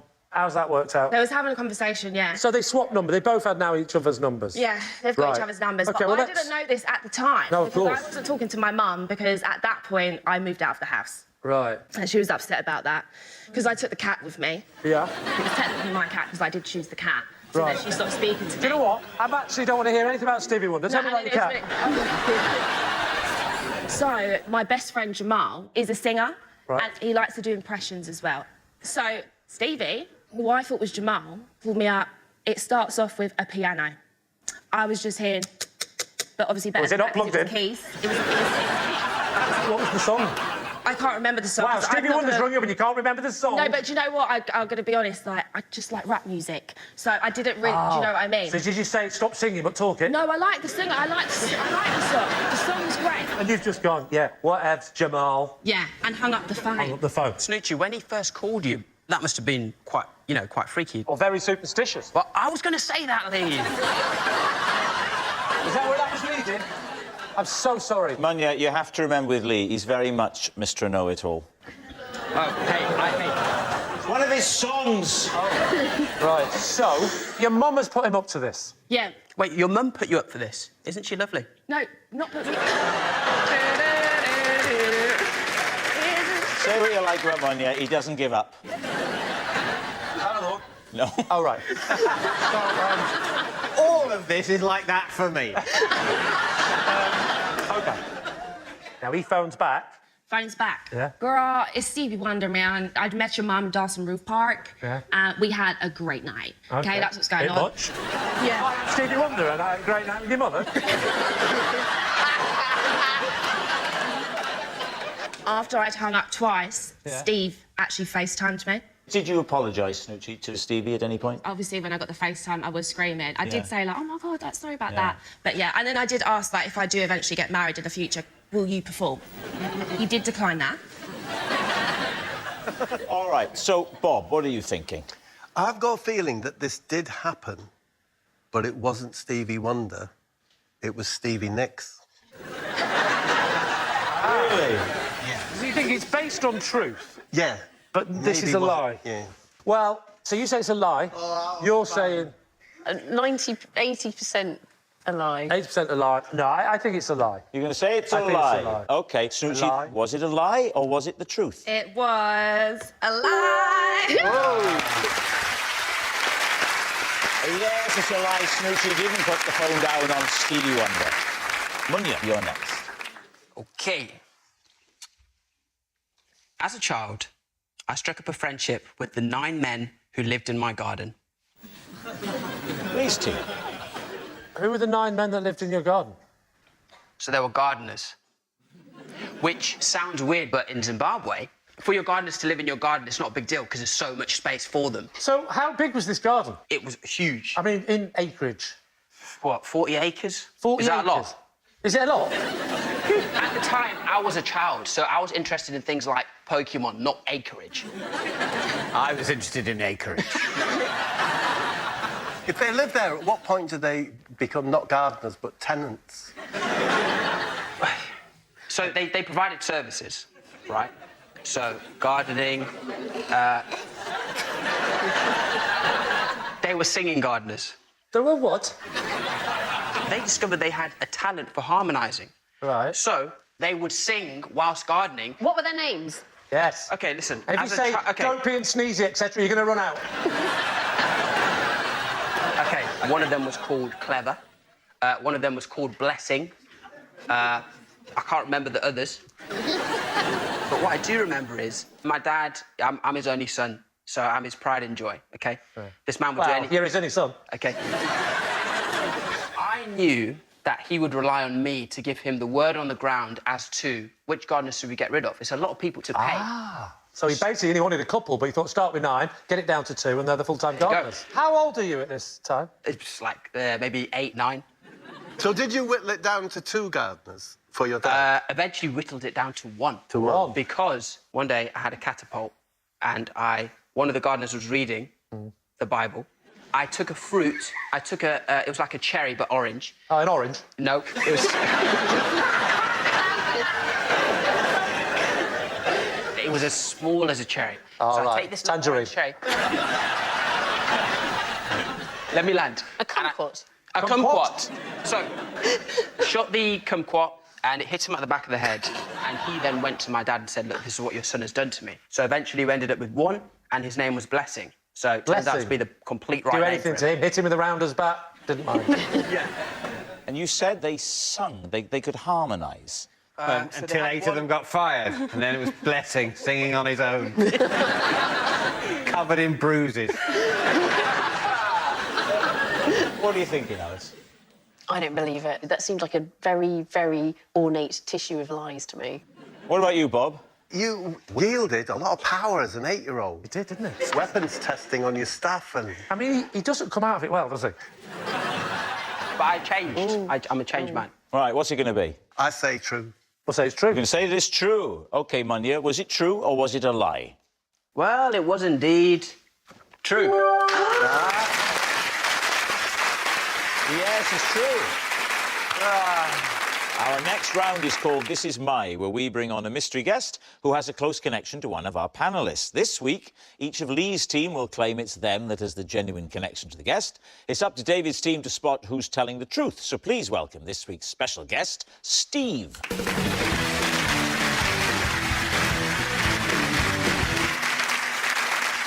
So, Alice, what is Steve to you? This is Steve, and for over 17 years, we have been having an argument about a courgette. Bob, how do you know Steve? This is Steve, and I won his appendix off him in a bet. And finally, Lee, your relationship with Steve. This is Steve. He landed his helicopter to tell me off because he saw me shushing him whilst he was in the sky.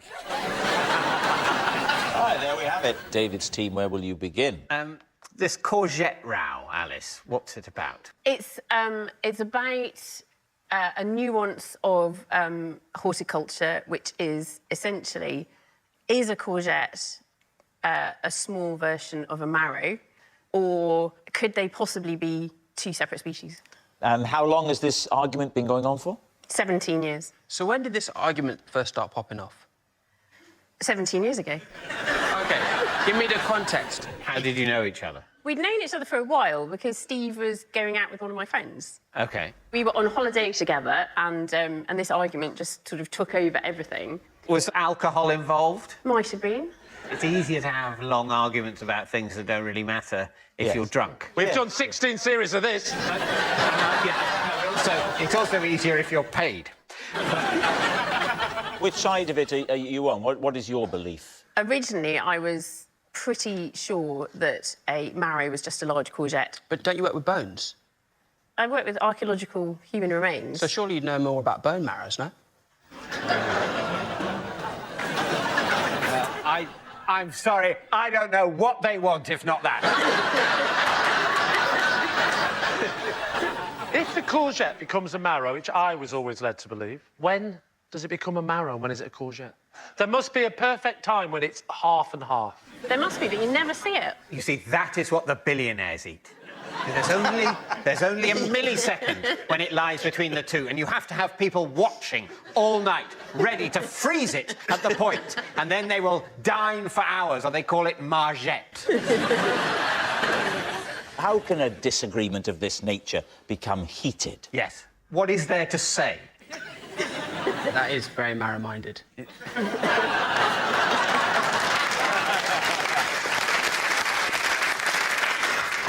But then you keep on arguing about the colour, the morphology, the shape of the fruit. Maybe I'm missing a point here. Can you not just look it up in a book? Very fair question. Okay, go. I didn't have a smartphone in 2005. But since then, you've probably purchased one at some point. Why didn't you look it up? Because it doesn't seem like the sort of thing which is important.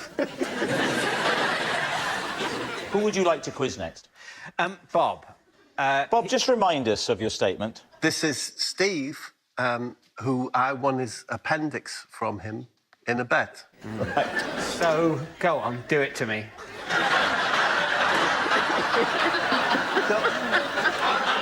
I'm not willing to give you any information unless you ask for it. You're making me ask.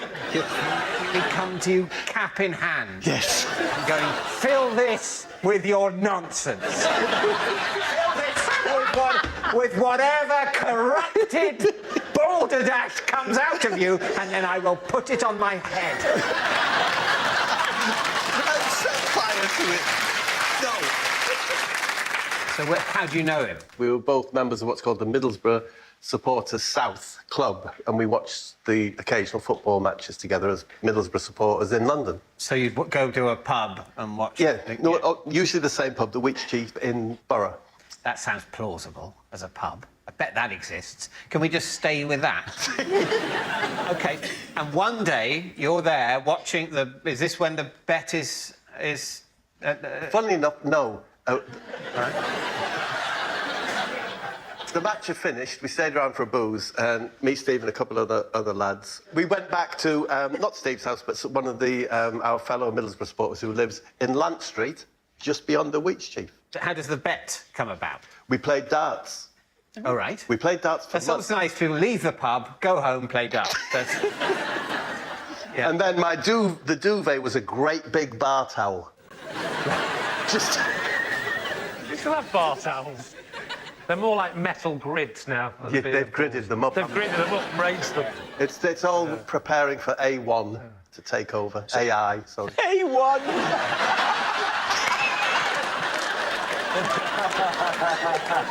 Did you think that film with Will Smith was called A1? So, Bob, I have had my appendix removed. Peter? And the only reason I knew I needed it removed is because suddenly, in a fit of pain, it started to proper bubble up. So how can Steve now bet his appendix unless it's the day that it starts throbbing? He had it out as a child, and it was in a jar with a little red top. And they come out red, but over the years it had turned yellow. And I thought that was a very nice transition. Come along. Red to yellow. And when it finally goes green, you're allowed to go, aren't you? How does the bet come about? The bet comes about because I won, and I think it was quite a lot of money, 50 quid or whatever. Steve wanted a final game. Yeah. I didn't want a game, so I demanded if I win, I take your appendix. Right. It's on the shelf with some wisdom teeth. But why is his appendix there? Ask Steve. As you well know, I'm not allowed to ask Steve. No, but you're not in Steve's flat, are you? No. You've come to this flat straight from the pub. Yes.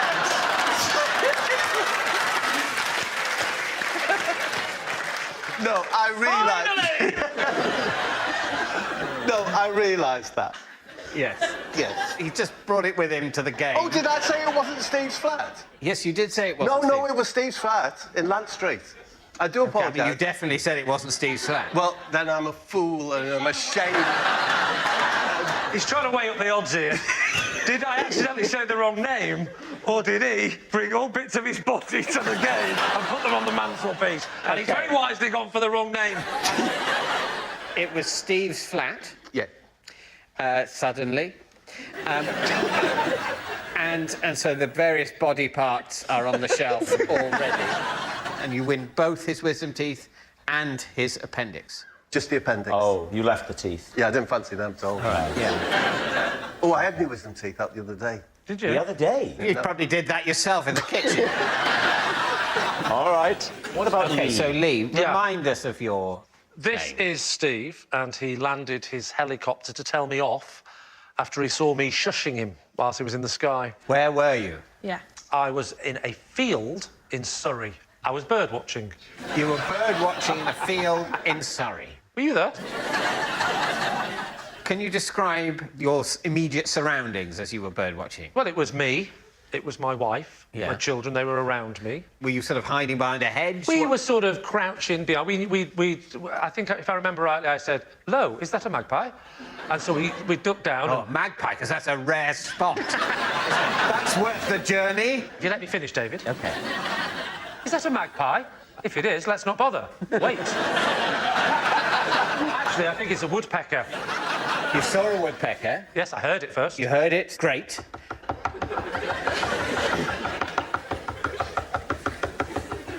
Can someone answer the door? I'm looking at the cornicing. When did you develop this new interest? Well, we had a bird bath in the garden, and I just got addicted. It's the only word, addicted to looking at those little creatures. Amazed. They're like mice with wings, aren't they, small birds? But with no tails. Or ears. OK. Or teeth. I'm telling you, Or legs. Lee, it's been fascinating. They're nothing like mice, are they? Some birds have legs. So far, you haven't mentioned how Steve, the pilot, came into this. We're ticking them off. That's what Yeah. you do when you're a twitcher. You tick them off, and then I hear it.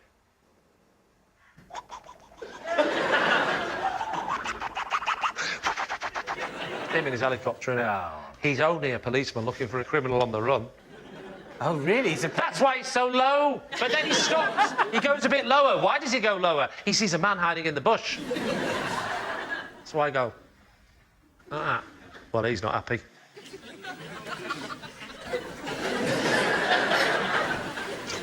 Go straight down like that. He lands.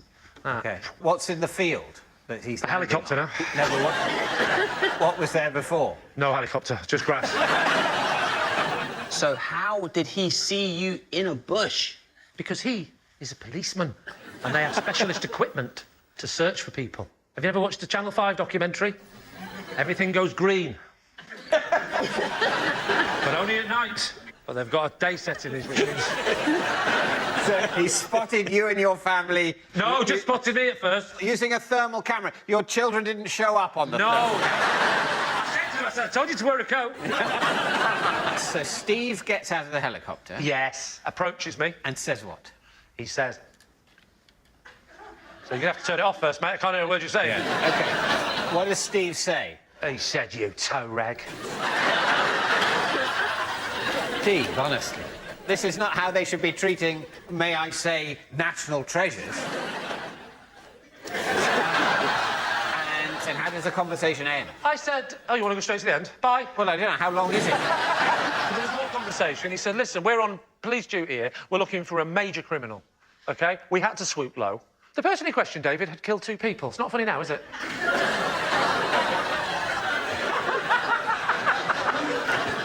All right, we need an answer. So, is Steve Alice's bickering buddy, Bob's luckless loser, or Lee's furious flyer? I don't think that helicopter pilots notice people shushing. No. Yeah, also Lee wouldn't go bird watching as well. So Well, what about Bob? Bob, he tripped over his own details. If you're basing your decision on my mistake over the flat, I advise you strongly against that. You can see what he's doing, can't you? Even though, apparently, we've totally caught him out. We've totally caught him out. And he said it was someone else's flat and the appendix was there. Should be it. Game, set and match. But oh, no. What if he did that deliberately? What if, oh, my mistake. Yes, of course it was Steve's flat. Oh, dear me. Head in hands. And that's just luring me in. Isn't it? Like when the Norman soldiers pretended to run away and the Saxons came off the hill and then they turned and they cut them down. I think, David, you should actually sit this one out because you are traumatised. Thank you.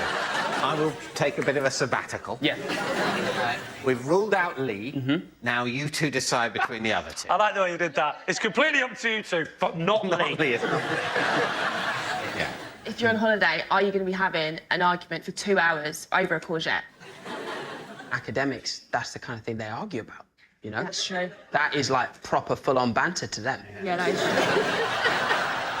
So, David, I can rest assured it is Alice. I think it's the courgette. I can rest assured. Yeah. Yeah. David. He's worrying me again. Listen, I think I don't know, actually. I think you're it's Bob. He's affecting her now. It's actually Bob. It's you, Bob. It's Bob. Okay, it's time to decide. Well, I mean... OK. I think this could break him. I do think Steve looks like someone who could have a 17-year row about the genetic makeup of a vegetable. So you're going to say it's Alice, That's then, what yes? I'm going to say. Yeah, we're going with that. That's what we're going with. Steve, would you please reveal your true identity? I'm Steve, and Alice and I have been arguing about courgette for 17 years. Yes, Steve is Alice's bickering buddy. Thank you very much, Steve.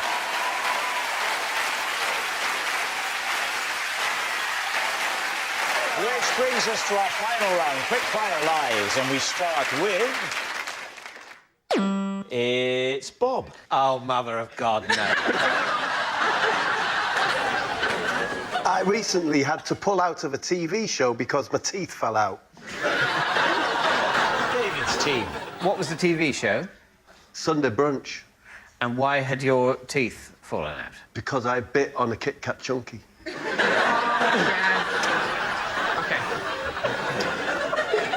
I may need you to take... I'll take the reins. Lead counsel on this. OK, so, Bob, for many years, a Kit Kat Chunky was my favourite chocolate because of the lack of suction. Now, you bite into a Curly Whirly, you ain't never getting those teeth back, right? But when you say the lack of suction, what in God's name do you mean? What I'm saying here, if you bite into a Curly Whirly, it engulfs your tooth and it ain't letting go. But it's not suction, is it? It is suction because it creates a vacuum of ooze. I am on your side about the word suction in this instance. Thank you. Oh, on his side? Yeah, he's Munya, you're Rob, remember? On his side? Because it is a sort of suction. It sticks, and as it pulls, it creates a vacuum of ooze. That's it. Right. So what happened? What befell your teeth? I keep my Kit Kat chunkies in the fridge, so it was very hard. So it's like biting into a rock, and I lost. But not the freezer, though. Just the fridge. It's. Do you know what? It's a fridge drawer. Oh, one of those drawers that are refrigerated. Yeah. Oh, they're very fancy. Oh, what a purchase! Yeah. What's the context under which you're eating this? Is it relaxed? I wasn't thinking about anything in particular. Maybe the band ELO. Which period of ELO's career would you have been dwelling on? The early period before they met in Birmingham. Before they met? Yes. Yeah, before they met. Not even a band? No. What are you going to do with your life? I don't know, maybe make stock cubes. Maybe we should start a band. But you said you were on Sunday Brunch, or did I imagine that? No, I had to cancel my... Oh, you cancelled Sunday Brunch? I lost everyone. What? What? You bit into it with abandon. Yeah. You lost, what, 4 top teeth? 9. No. 9? Yes! All along the top. You take 1 bite from this... bite. And that's it. 9 teeth are toast. No. Yes. It can't be. believe it. It can't be. The girth of a Kit Kat Chunky is not 9 teeth. Yeah. I mean, I couldn't have put it better. It's only going to take 4, 5 maximum. If it was 3 teeth, would you believe it? In which case... Too late to change your mind, Bob. Yes, I would. You believe it was 3? Yes. You want to think around that? Why? Because it might help you to decide whether it's true or false. No. That's the mind games. OK, David, it's time to decide, truth or lie. What do you think? OK, I did think it was a truth, just because of everything that's happened. Yeah, but yeah. now I think the amount of teeth... Yeah, but here's the thing, right? Imagine it's a lie. Yeah. You know, I don't want to bring you down to my hell, but why would he go for 9? Wouldn't he go for a more believable number if he was making it up? That's true. He would have gone for 2. So why would he say 9 unless it's true? I can see through Bob, and I know this is a lie. It's up to you, but I'm telling the truth. It's a lie, David. Do you think it's true? Yeah, but it doesn't say 9 Do you think teeth it's on the lie? card, though. It just says teeth. It just says teeth. He could be trying to be like... David, scare it's off. just a game. It's true. I think it's true. No, David. No, I don't. I think it's a lie. It's a lie. It's a lie. You think it's a lie? We're going a lie. I don't know what I think. All right, but I'm saying it's a lie. Bob, they think it's a lie. Was it a lie? Or were you telling the truth? I was telling the truth.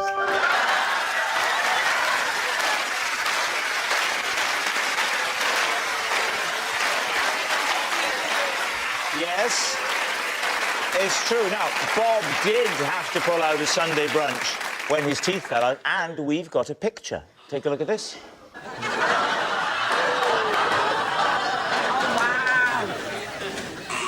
All that noise signals time is up. It's the end of the show. And I can reveal that David's team have 1 point and Lee's team have 3.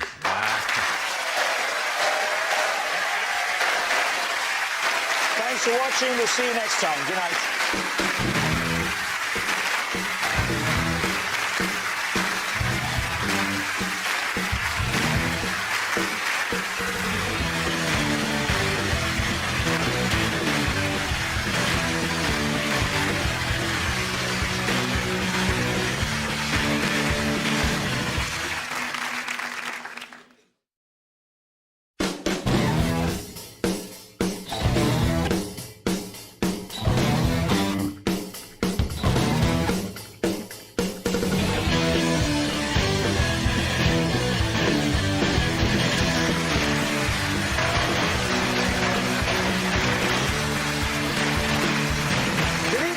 Welcome to Would I Lie to You, the show that sorts the facts from the fibs. On David Mitchell's team tonight, an Oscar-nominated actor who has starred alongside Tom Cruise and Eddie Redmayne.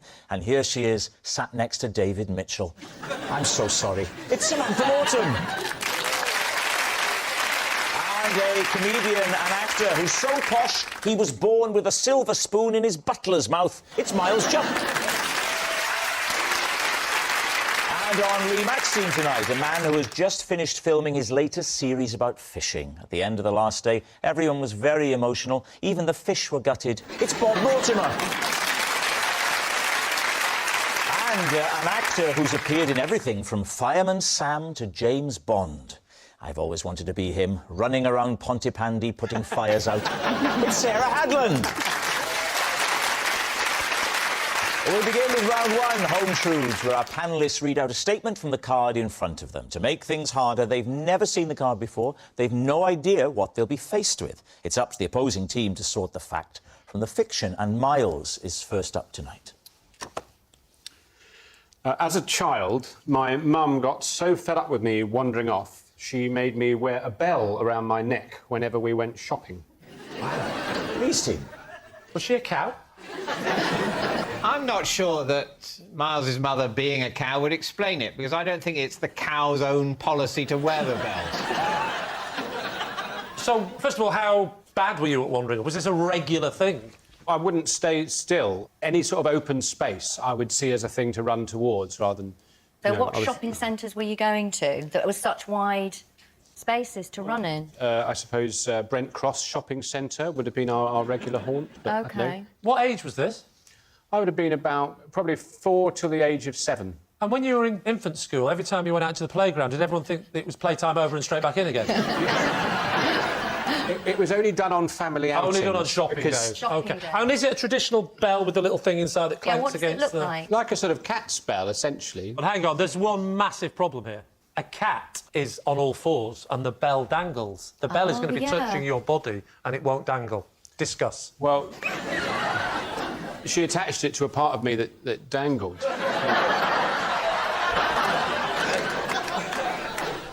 What was the furthest you ever got? What were you searching for? I hope it wasn't sparrows, because you'd never get them. So in Brent Cross terms, I once got from John Lewis to Phoenix. That's very nice. Mars, could I ask you to tell me how big the bell was, but accurately? I suppose 3/4 of the size of a ping pong ball. Hang on. And was it a sphere or bell-shaped? Any bell, by definition, is bell-shaped. What do you think, Sarah?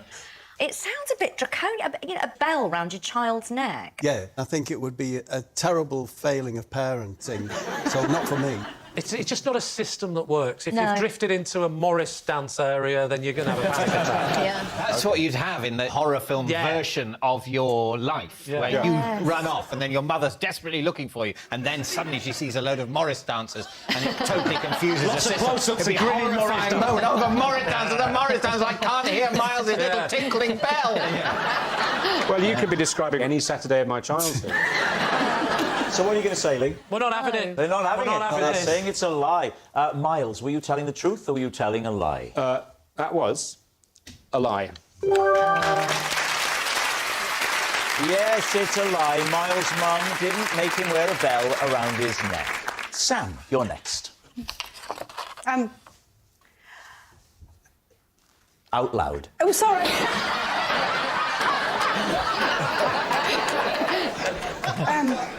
When Tom Cruise came to England, I took him to Argos because he wanted to buy an extension lead.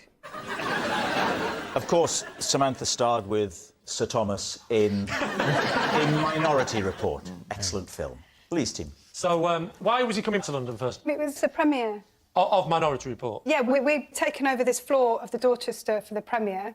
And he's got one end with his entourage, and I've got the other end with my child and someone helping me. And his assistant came over and said they needed an extension lead. You don't know what the lead is for, particularly? Well, I eventually do, but not in that first moment. Oh, OK, no. sorry, what was it? It's a bit rude to ask as well when someone says, even if it's not Tom Cruise, I'm looking to buy an extension lead, what's it for? What machine do you need to get nearer to you? I definitely think the way you talk, David, it would be rude.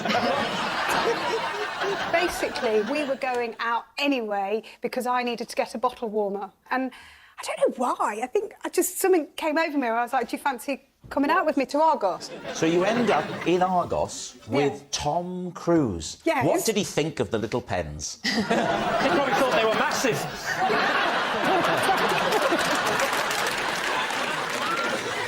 Talk us through the bit when you asked Tom. I'll be Tom. Hey, Sam! Really stoked about tonight. You know what I learned to do in the last 5 hours? Fly a helicopter. Okay? What are we going to do? That was a bit Al Pacino, then. Yeah. It was a bit, wasn't it? It drifted into... What are we going to do tonight? I'm doing Al Pacino. Brilliant, actually. Thank you, Samantha. I wish I could do Ellen Barkin, but I can't. Oh, Sea of Love. Oh, my God. Oh, this city. What it does to people. No. I can't do Ellen Barkin, but I can do Lassie Barkin. I was in Lassie. You were in Lassie, the film? Yeah. But I got into trouble with Lassie because they tell everyone no food on set. And I'd forgotten or whatever. And so I'd always be eating my sandwiches, and then Lassie would be doing a take, and then... It's like, what's going on? And anyway, in the end, they realised it was me and my sandwiches. And then you took Lassie to Argos to buy a lead. Bob, what do you think? Is Sam telling the truth? I like it a lot. You like it? Yeah, it feels like... Well, that's all that matters. Yeah. So Bob says it's true. I think so. And Sarah says It's believable. OK, we'll say it's true. You're going to say it's true? OK, Samantha, truth or lie? It's a lie. It was a lie. Sam didn't take Tom Cruise to Argos. Sarah, you're next. I once spent over an hour trapped in a bin. David's team. Why did you get in the bin? Because I put something in and I needed to get it back. You'd mistakenly thrown something away? Yes. So where was this bin? It was outside my house. Like a big recycling bin. Oh, was it a bottle bank, Sarah? Did you climb back in? There was some in there. There was some in there. A little bit left in there. So what had you thrown out by accident? Some important paperwork. There'd been a pile of recycling and the important, tax stuff had got mixed in with it. Right. And so I said to my friend, where's the tax stuff? Why would your friend know? Because he was helping me. Oh, was he?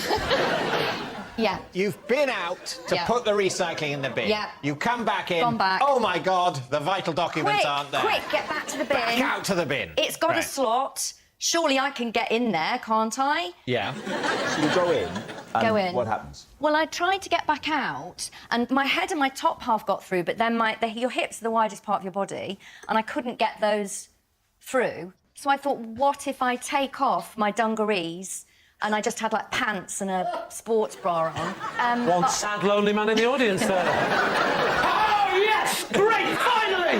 What a light you get sexy! Well, you'll love what's coming up next, sir. My friend went back and got some body lotion, and so I could lube myself up.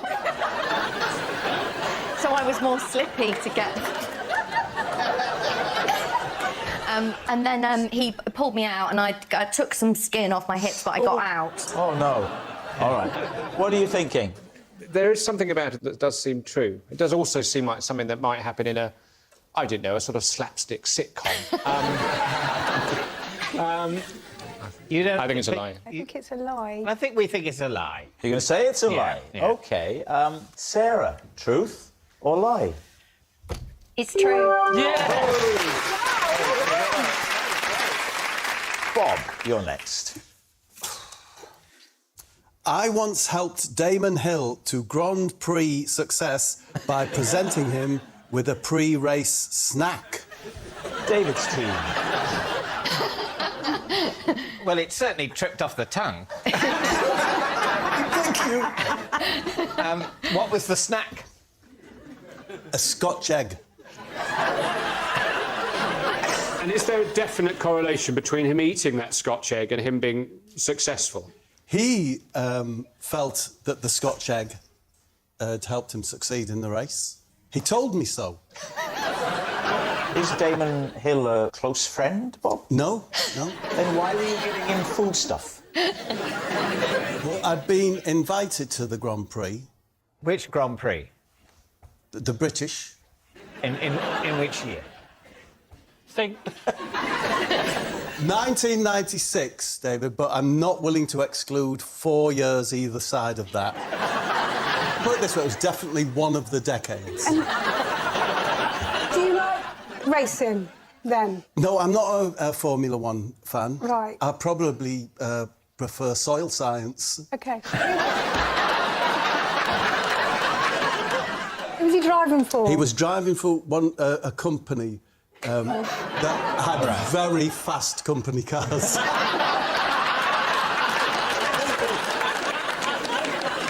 So, why were you permitted access to a major racing driver? Because his manager, Shane Tobacco. I can't remember his name. Shane, or whoever it was also with another bloke, benefiting from hospitality. What was his name?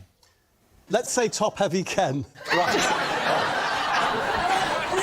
I remember we went upstairs on the bus. Damon was there. He had a bed in there. Like a sort of Winnebago. Yeah, and it had, mugs with "I love cars," I love handbrakes, I love headrests. And this is the day of the race. David, this is just like an hour and a half before the race. An hour and a half before the race. You've turned up an hour and a half early, because even though you're more into soil science, you want to soak up the atmosphere with a good hour and a half of waiting before the televised traffic begins. Yes.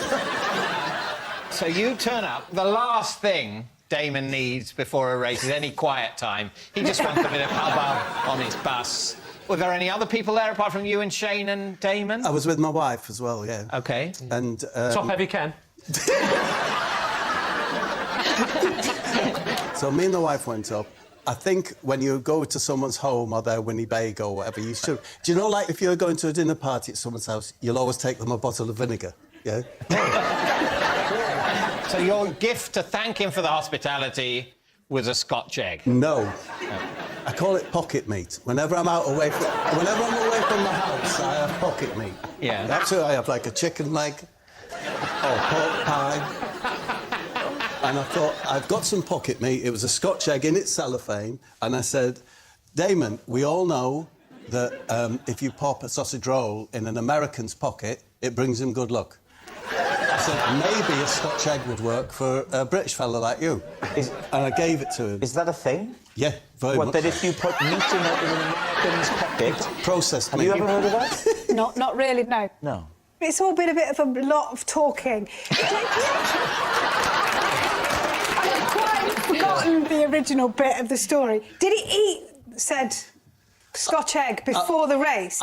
I'll never know, Samantha, but after the race, he said that he took the Scotch egg round with him. He swore he did. In the car? I don't know whether he put it in the glove box on the passenger seat or whether he ate it. But, Bob, you're not claiming that he ate the egg. All I'll say is that when I was watching, when Damon went past, in his tailwind, a person next to me said, Damon's tailwind smelt really meggy, which of course is meat and egg. Meat and egg. Okay. So what are we thinking, Sam? Do you know what? Sometimes stories are so mad that they've got to be true. What I would say here is be wary when it comes to Bob. Oh, OK.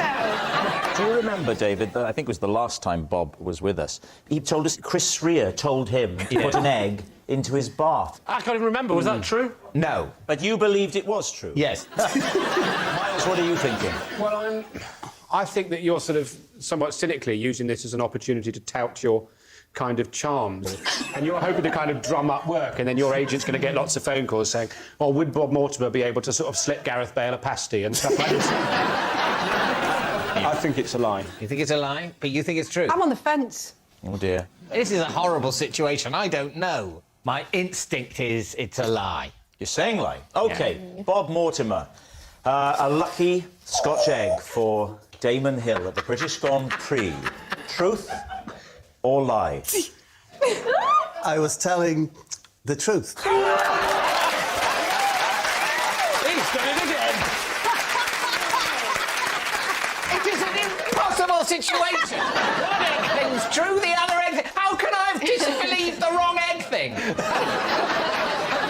So obviously what they'd make up some random thing about an egg and a long-departed 90s celebrity. Is he dead? He's not... No, he's not dead, he's just, you never hear from him.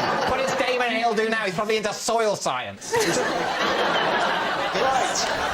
Our next round is called This Is My, where we bring on a mystery guest who has a close connection to one of our panellists. This week, each of David's team will claim it's them that has the genuine connection to the guest. And it's up to Lee's team to spot who's telling the truth. So please welcome this week's special guest, Lucy.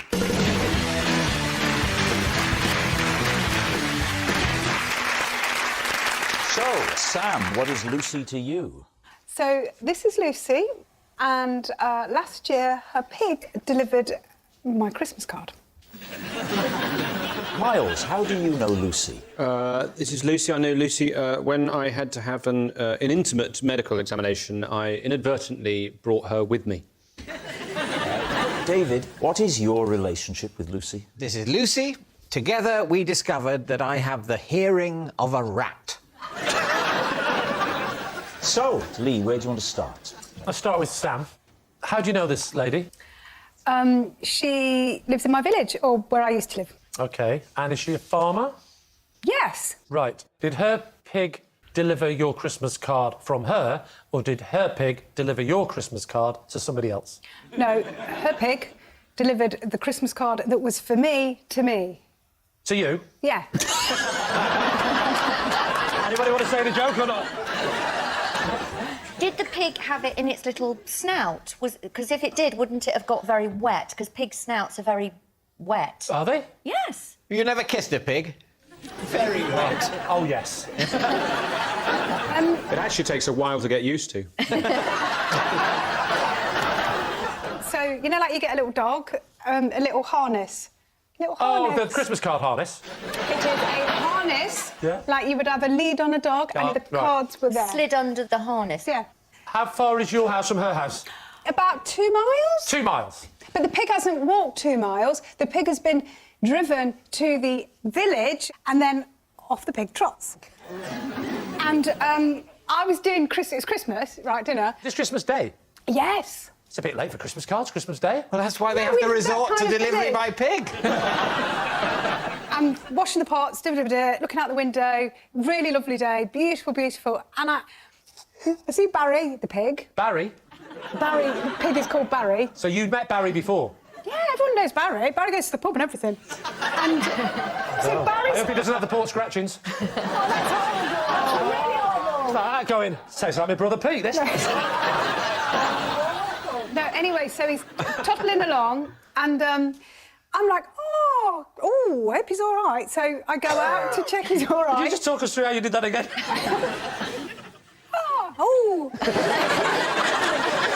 Where did the pig go after you'd taken care I of? picked pig up because he's only little, pot-bellied pig. I think I've read recently that there's no such thing as a miniature pot-bellied pig. All there is little pigs that are young. I know a rescue centre that takes loads of pigs because people have sold them as pot-bellied pigs and they're not. George Yeah, you have to be careful with that, though, because they can grow to be really enormous and people think they're really cute and little and all the rest of it. Yeah, but that's the same with kids, isn't it? Okay. Who would you like to question next? Sorry, Miles, can you remind me? Yeah, when I had to have an intimate medical examination, I inadvertently brought Lucy with me. OK. Tell us about the medical examination. Right, well... Whereabouts on your body? Yeah. Well, it was an intimate medical examination, so already I suspect your options are limited. I'm going to go in the bottom area. Yeah, I was going to say, you've got to choose front or back. This reminds me of the conversation we had the first time we met. Yeah. Was it back? So, it was back. It was back. Yes, it was the back. Bottom. Basically, I was working, and then when I got to work, I felt ill. Right. And so I needed to go to hospital. There was pains down below? Yes. And Lucy, very kindly, rang NHS Direct for me. Right, who is Lucy? Why? Lucy was a colleague. What situation were you in at this time? So I was rehearsing a play. OK, and is Lucy an actor? No, Lucy is... she does the technical stuff. She's a stage manager. This could be true, because I don't think Miles was quite sure what she does for a living. I don't know, but when I say cappuccino, it arrives. And so the NHS Direct said, right, you need to go to the nearest hospital. Mm-hmm. And the reason that Lucy came with me to the hospital is because the thing that I was rehearsing was a play that only had me in. And so Lucy was told to go with me so that we could run the lines. What was the play? It was a one-man play that I was in. The Downpipe Blues. It was called... it was called The Life I Lead. So what happens? You get to the hospital. So we go to the hospital, and we're sitting in the waiting room, and someone comes and says to us, because we're sitting next to each other, can you come in now? So we just do as we're told, and we get up and we go in. So I thought that must be what's meant to happen. They spoke to both of us. That's the problem with having the same word for you singular and you plural. We should go back to thou.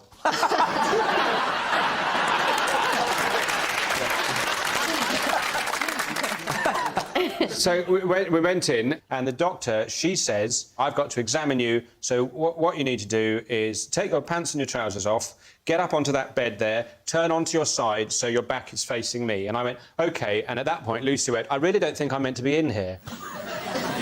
and the doctor, she said, no, it's absolutely fine for partners to be here. And she went, I'm not his partner, I'm his colleague. And that's when Lucy left the room and the examination reached its very happy conclusion. Yeah. What about David? Just remind us, David. This is Lucy, and together we discovered that I have the hearing of a rat. How did this get discovered? Well, in our house, we were wondering for some time if there might be some mice about. I'd seen a mouse outside, and I think my wife had sort of wondered whether she'd sensed some scurrying, but it was You weren't probably... staying at Disneyland, were you? It wasn't a 7-foot person with a French accent again, was it? Anyway, I then went away for a couple of days for work. OK. Which I occasionally get. Then returned home late one night and went into the kitchen, and I could hear a distinct, high-pitched... And I went out of the kitchen, and it stopped. And I went into the kitchen, and I could hear it. And I thought, is there something wrong with me, other than the usual? And I wonder, is it something weird that the fridge is doing? Or the wine fridge? Yes, we're doing OK. or the dishwasher. It's like a dream come true. Anyway, I'm not sure. I asked my wife about it, and it turns out she's bought something which is a plug-in mouse-scaring noise machine. And it was the frequency that was being emitted by this plug-in machine. And it should be inaudible to humans. Should be inaudible to humans. And where does Lucy come into this story? Well, I mentioned it to my doctor, and they said I should have a hearing test because it's an unusual thing, and I wouldn't want to only hear things that rats and mice could hear. So I went to have my ears tested by Lucy. Nothing else, though? I mean, if the dog whistle went off in the park, would you hear it? Well, I don't know. I heard that. Frequency that was. I didn't hear anything. Yeah, did you hear anything? Did you hear it? I didn't hear anything. No, there was a little sort of rodenty sneeze there that Rob did, which probably only I can hear. I like to think it's a superpower, really. All right, we need an answer. Lee's team, is Lucy Sam's farmyard friend, Miles's check-up chum, or David's ear expert? It's Miles for me, Lee. You Miles? Yeah, because I have so many problems with my bottom. Yeah. I walk into the doctor's surgery like this, and he just says, "Hello, Mr. Mortimer." You say it's Miles? For me, yeah. Have you had similar examinations? Every single week. What about you, Sarah? Who are you going to say? Oh, Sam. Sam, for you. I'll go Miles. Say it's Miles. I think it might be Miles. OK. Lucy, would you please reveal your true identity? I'm Lucy, and Miles took me to his intimate examination. Yes, Lucy is Miles's check-up chum. Thank you very much, Lucy. Which brings us to our final round, quick-fire lies. We start with... Lee. Because I kept losing my bin shoes, I've now tied them to my hall radiator with a length of elastic. They comfortably stretch to the end of the drive before the tension beckons me back. David's team. When you put said bin shoes on your feet, you're still tied to the radiator? Technically, but they're very elasticated, so it doesn't feel that way. You said when you get to the end of the drive, the tension of the elastic beckons you back. Talk us through that procedure. Well, I start walking, so it starts off... I've got a wheelie bin. Yes, of course. And I'm wheeling Just one? One wheelie bin, one recycling bin, but we alternate each week. Okay. I mean, sometimes it's green, sometimes it's blue. I obviously play the game of putting the wrong colour out to see if the neighbours will copy. Do you do that? If you do it first and then look, everyone copies you. It's fantastic. Sweet right, swap it back again. I'm a horrible man. You get the bin, so I start walking like that. Are you all right? Yeah, no, I'm just taking it all in. Go on. So we've had a lot of female guests. You're the first one who's ever said that to him. So I walk out and everything's fine, just walking. Oh, I'm feeling a bit of oh, hello.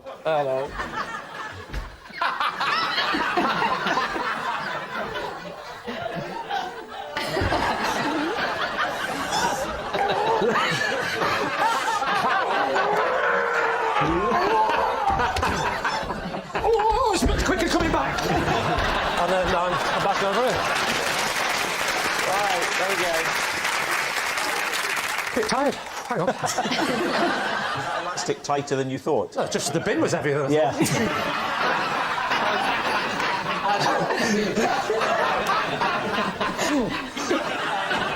Why don't you just use string? Because if you use string, when it comes back, it's everywhere. If you use elastic, it gathers up into a smaller space. But after a while, it all goes baggy. Well, that's just life, isn't that's it? life. What are you going to say, David? What do you think, Sam? I think it's a lie. OK, Miles. I think it's a lie. I mean, I'm sure you've got a pair of bin shoes, but I think this seems like a step too far. I think we're going to say You're saying it's a lie? Yes, OK, Lee, was it true or was it a lie? It was, in fact, a lie. Well, that noise signals time is up. It's the end of the show. I can reveal that David's team have 2 points. Lee's team has 4 points. Thanks for watching. We'll see you next time. Good night.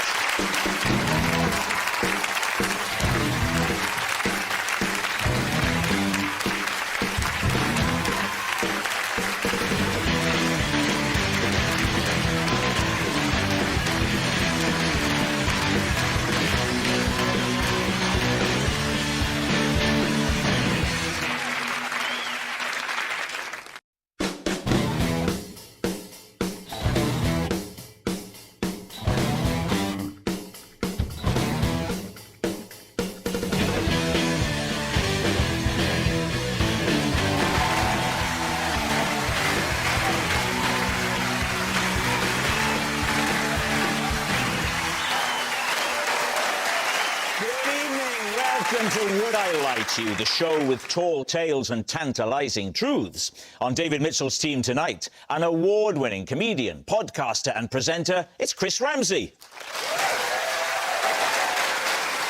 And she's the model turned actress turned comedian, it's Michelle de Swart. And on Lee Mack's team tonight, she's free from the dragon's den, it's Sarah Davies. And pray for David. Bob's back.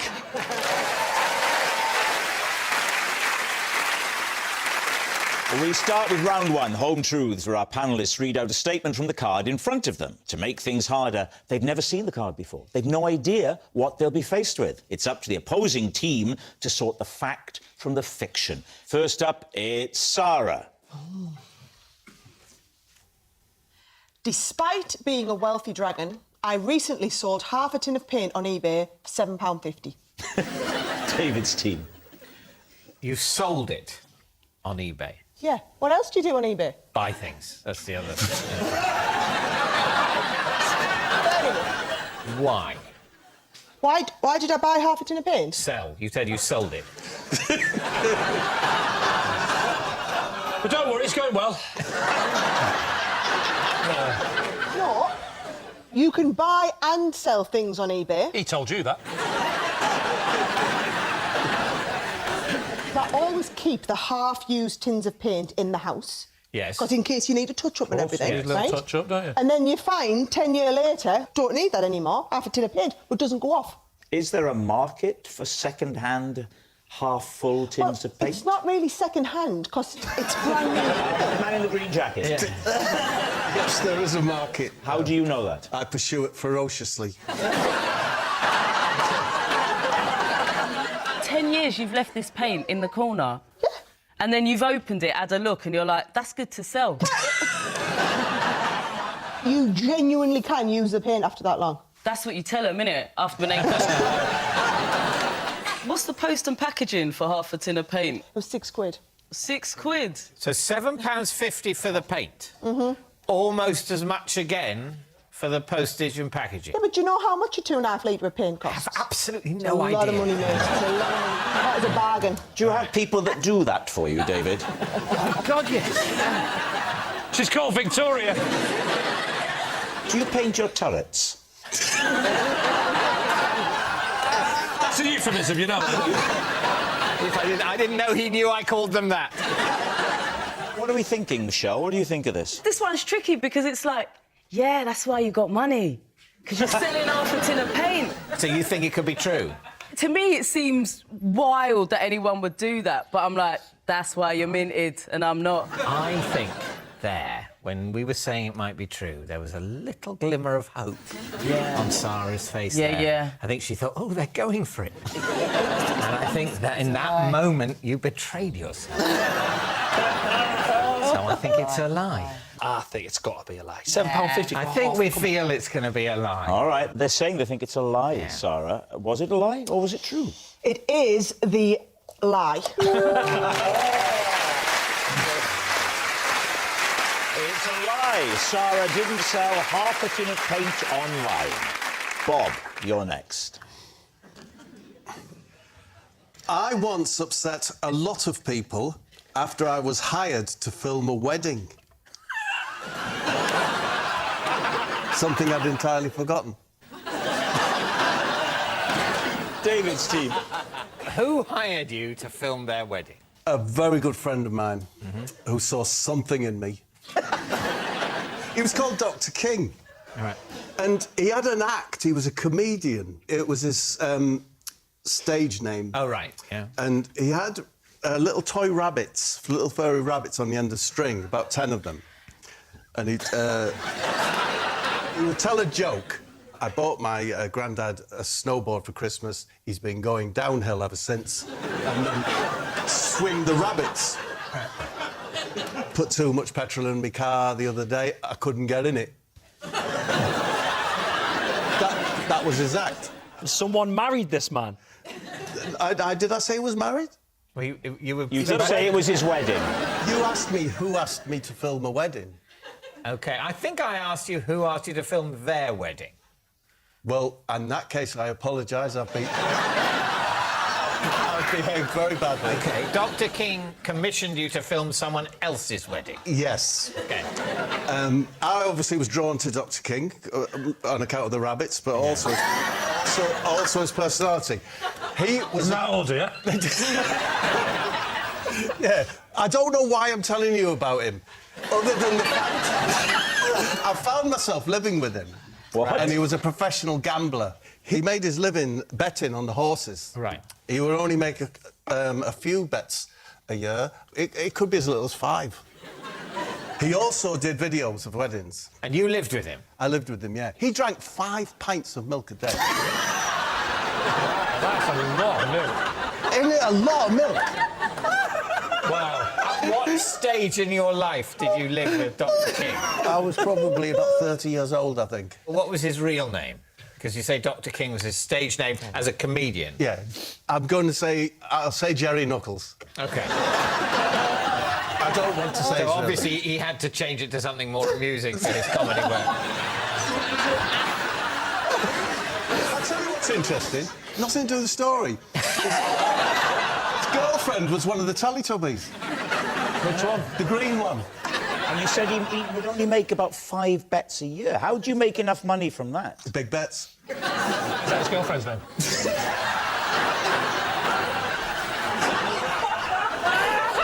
Dr. King and Big Bets are coming around for lunch. There you go. So obviously that's true.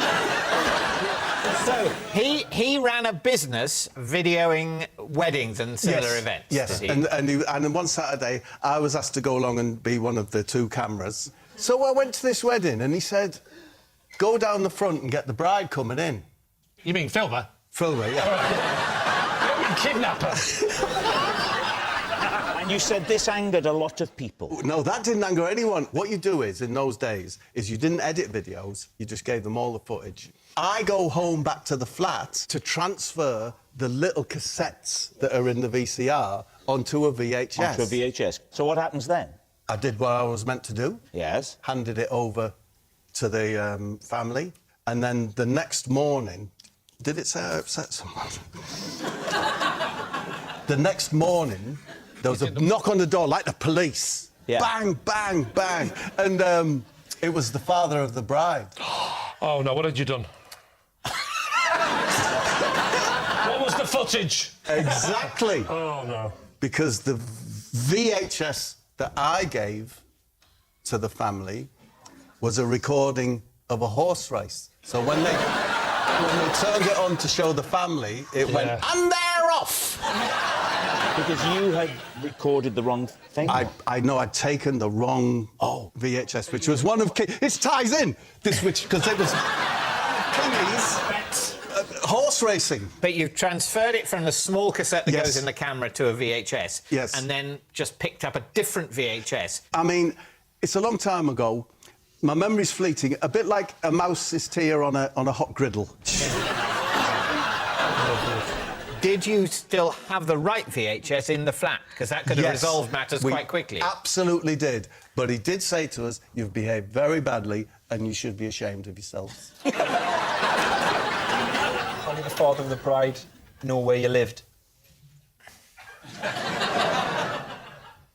It's on our letter heading. Perhaps. Michelle, what do you reckon? The thing is, the story is absolute nonsense. Like, it's ridiculous. No, actually, when you get into it... That's what I'm saying. The milk and rabbits aside, it's just Bob took the wrong VHS. Yes! If you imagine I once mixed up two VHSs, we'd think that was plausible, wouldn't we? Yeah. Yeah. Well, there we go. Let's move on. So do you think Bob's been telling you the truth? I don't want to talk on that subject. You happy to go true? Yeah. Me gut's saying lie, but... You think lie, you think true. Yeah. We're going to say true. We're going to say true, and then I've just got some things to do. So that's fine. You can let me know at some point. You're 100% on this? I've said what I've said. Oh. That's your decision. You're saying it's true. I'm just trying to, there's a bigger picture. It's a troubled world out there. I think I'm going to address that. And we'll live with the consequences. Absolutely. OK, they say it's true. Bob, was it true or was it a lie? I was telling the truth.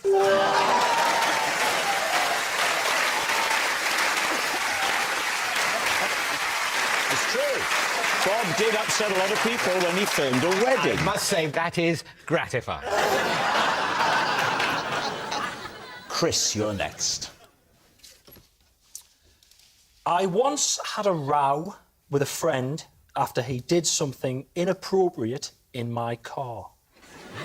His team. So when was this? Probably 15 years ago. I'm just going to go straight for the obvious question. Yeah, what type of car? What type of car was it? It was a silver Ford Focus. What was the reg? Are you serious? May I ask what your first car was? A little Ford Fiesta, and you're going to ask us the reg now and point made. Right.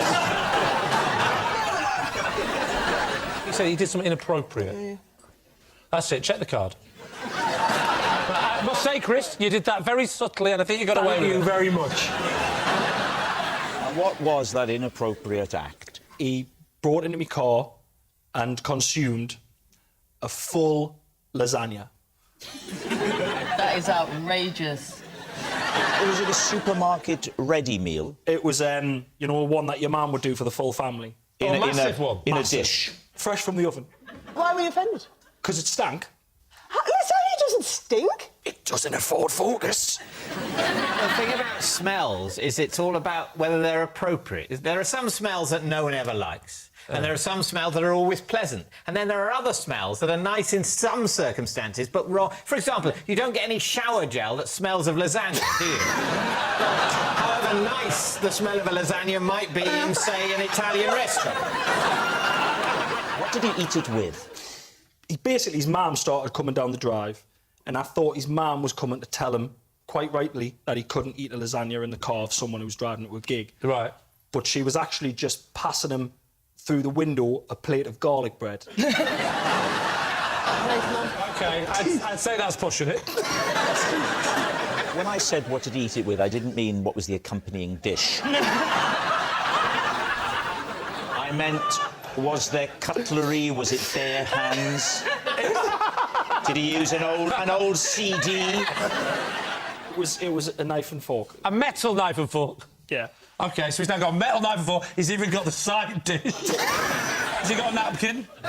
It was wrapped around the knife and fork. Right, it's time to go for a guess. So what do we think? True. Well, you sound convinced. Oh, I'm sorry, Lee, it's a tricky one. Can I have a more assertive side, please? False. Oh, we've just made it How many harder. times have you been on this show, Bob? It's not called Would I False for you, is it? Get up to the master's office and take your punishment. Go on. Sorry, I think it's false. A lie! I think it's a lie. Oh, you two. I'm going to say it's true. Chris, was it true or was it a lie? It was true. Yes, it's true. Chris did have a row with his friend over his car. Our next round is called This Is My, where we bring on a mystery guest who has a close connection to one of our panellists. This week, each of Lee's team will claim it's them that has the genuine connection to the guest, and it's up to David's team to spot who's telling the truth. So, please welcome this week's special guest, Linda.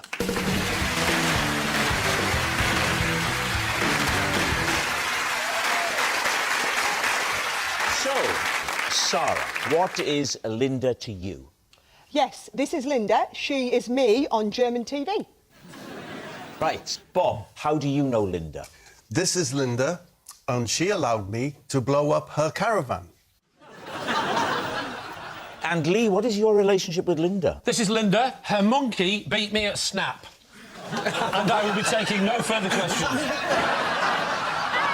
There we have it. Sarah's Teutonic twin, Bob's blast buddy, or Lee's primate pal. David, where will you begin? OK, so, Sarah, in what sense is you on German TV?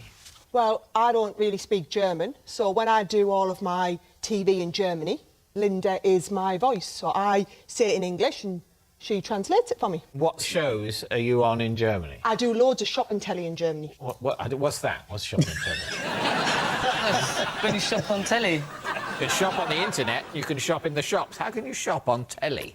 Sorry, are you taking the mickey? You've never heard of television home shopping? Do you ever use that remote control? When you're searching for those adult channels, you must go through them.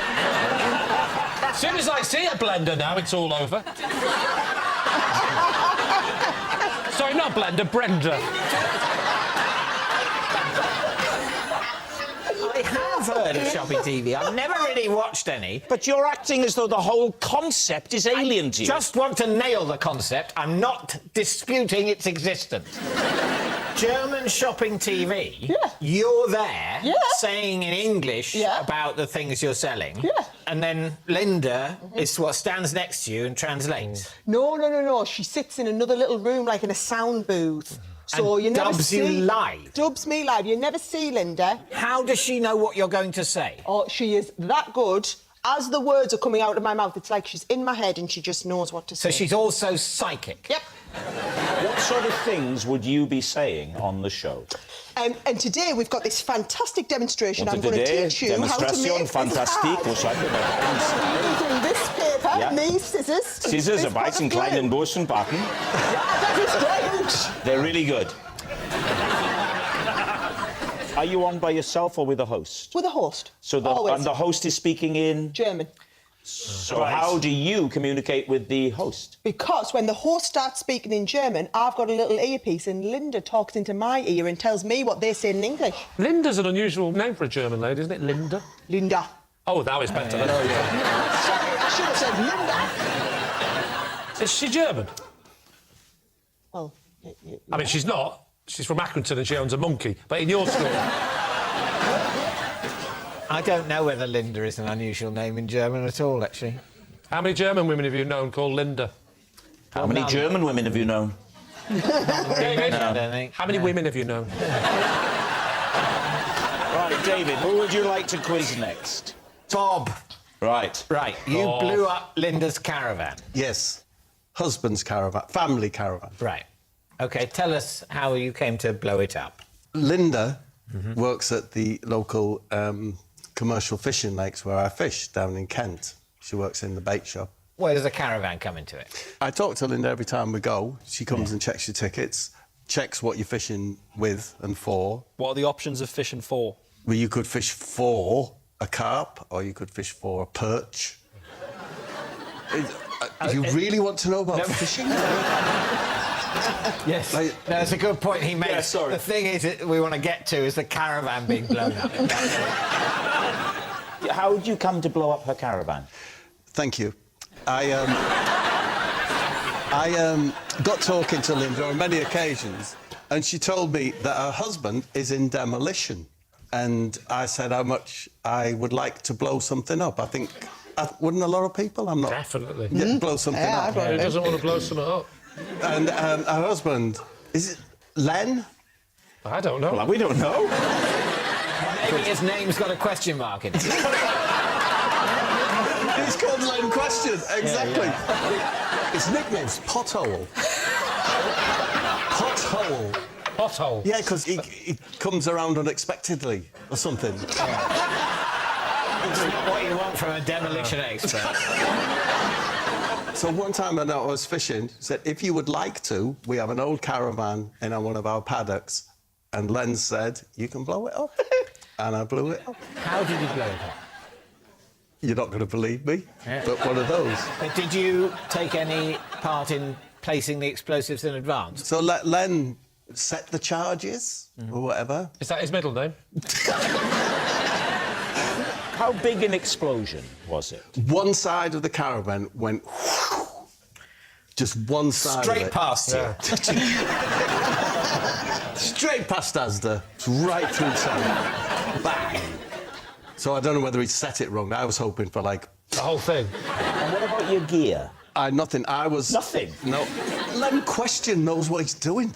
You know, they bring down tower blocks. Len does. And yet he can't properly wire up a caravan.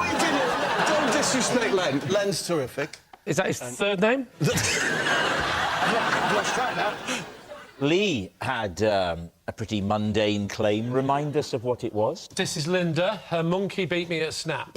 And, OK, how do you know Linda? Well, I don't know her, really. I just met her for one day. And why did you meet her? Because she wanted me to play Snap with her monkey. How did she convey that desire to you? She told someone else. Who? A guy called Brian. Who's Brian? It's Brian exclamation mark. OK, Brian! Who is Brian? Brian is the producer of a television show called Prove It. Genuinely, prove it! Exclamation mark.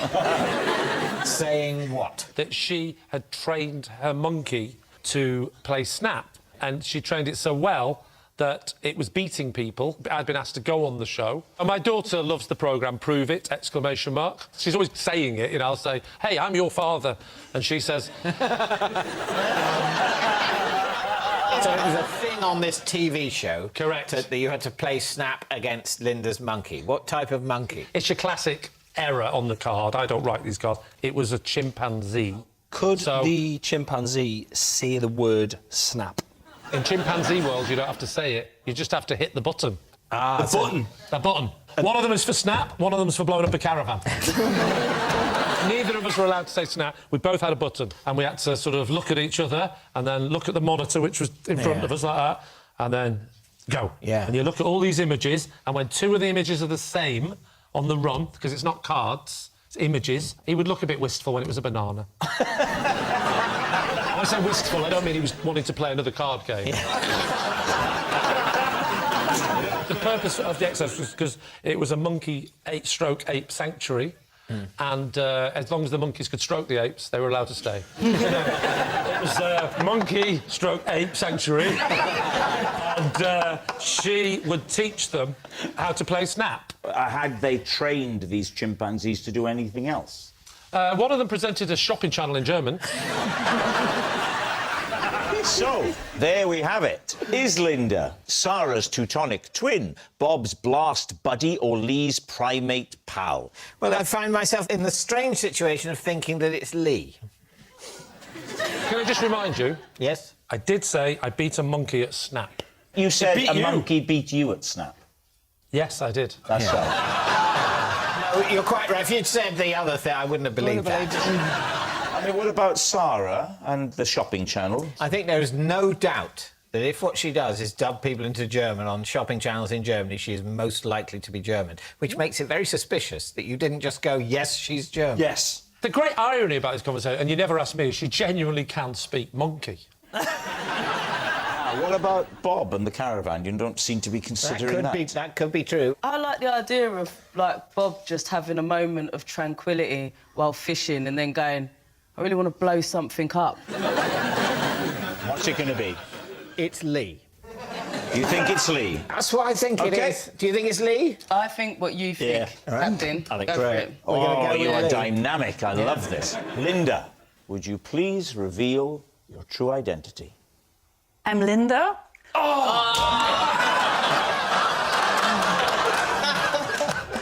And I'm Sarah on German TV.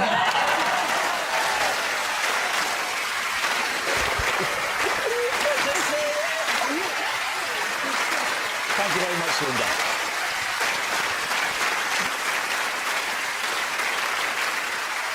Which brings us to our final round, Quickfire Lies. We start with Michelle. I once ate a full English in a plain toilet. When you say plain, not very brightly decorated? Aeroplane toilet. Why were you eating it in the loo? Because, like yourself, I am sensitive to smells and I get outraged. So you went to the toilet? Wait, no. OK, wait, let me explain. When I get on planes or trains and I see people eating, it really does my head in. I was on a plane once and something was up with the food and they literally gave everyone crisps and everyone opened their crisps and was eating crisps at the same time and it was one of the worst noises in the world. How do you cope in a restaurant?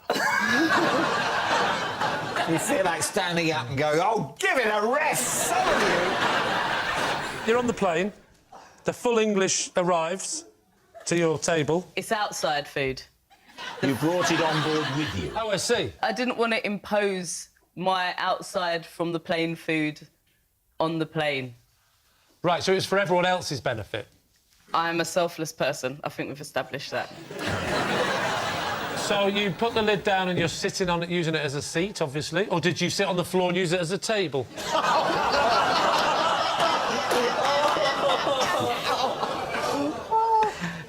Well, both work. Yeah, I'm getting to it. All right? I'm just having a think. I'm just having a think. By which you mean having a remember?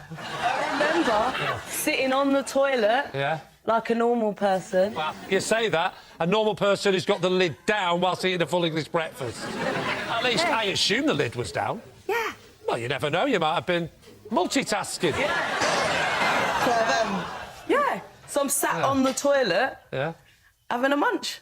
Now, when did people see you taking?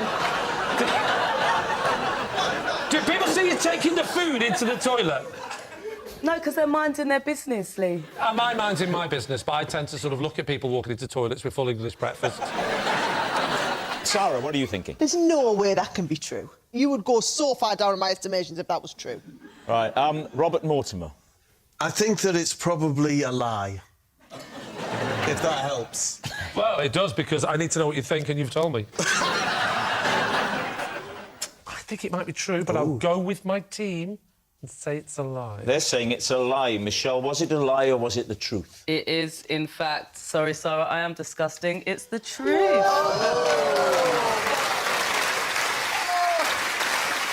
That's disgusting.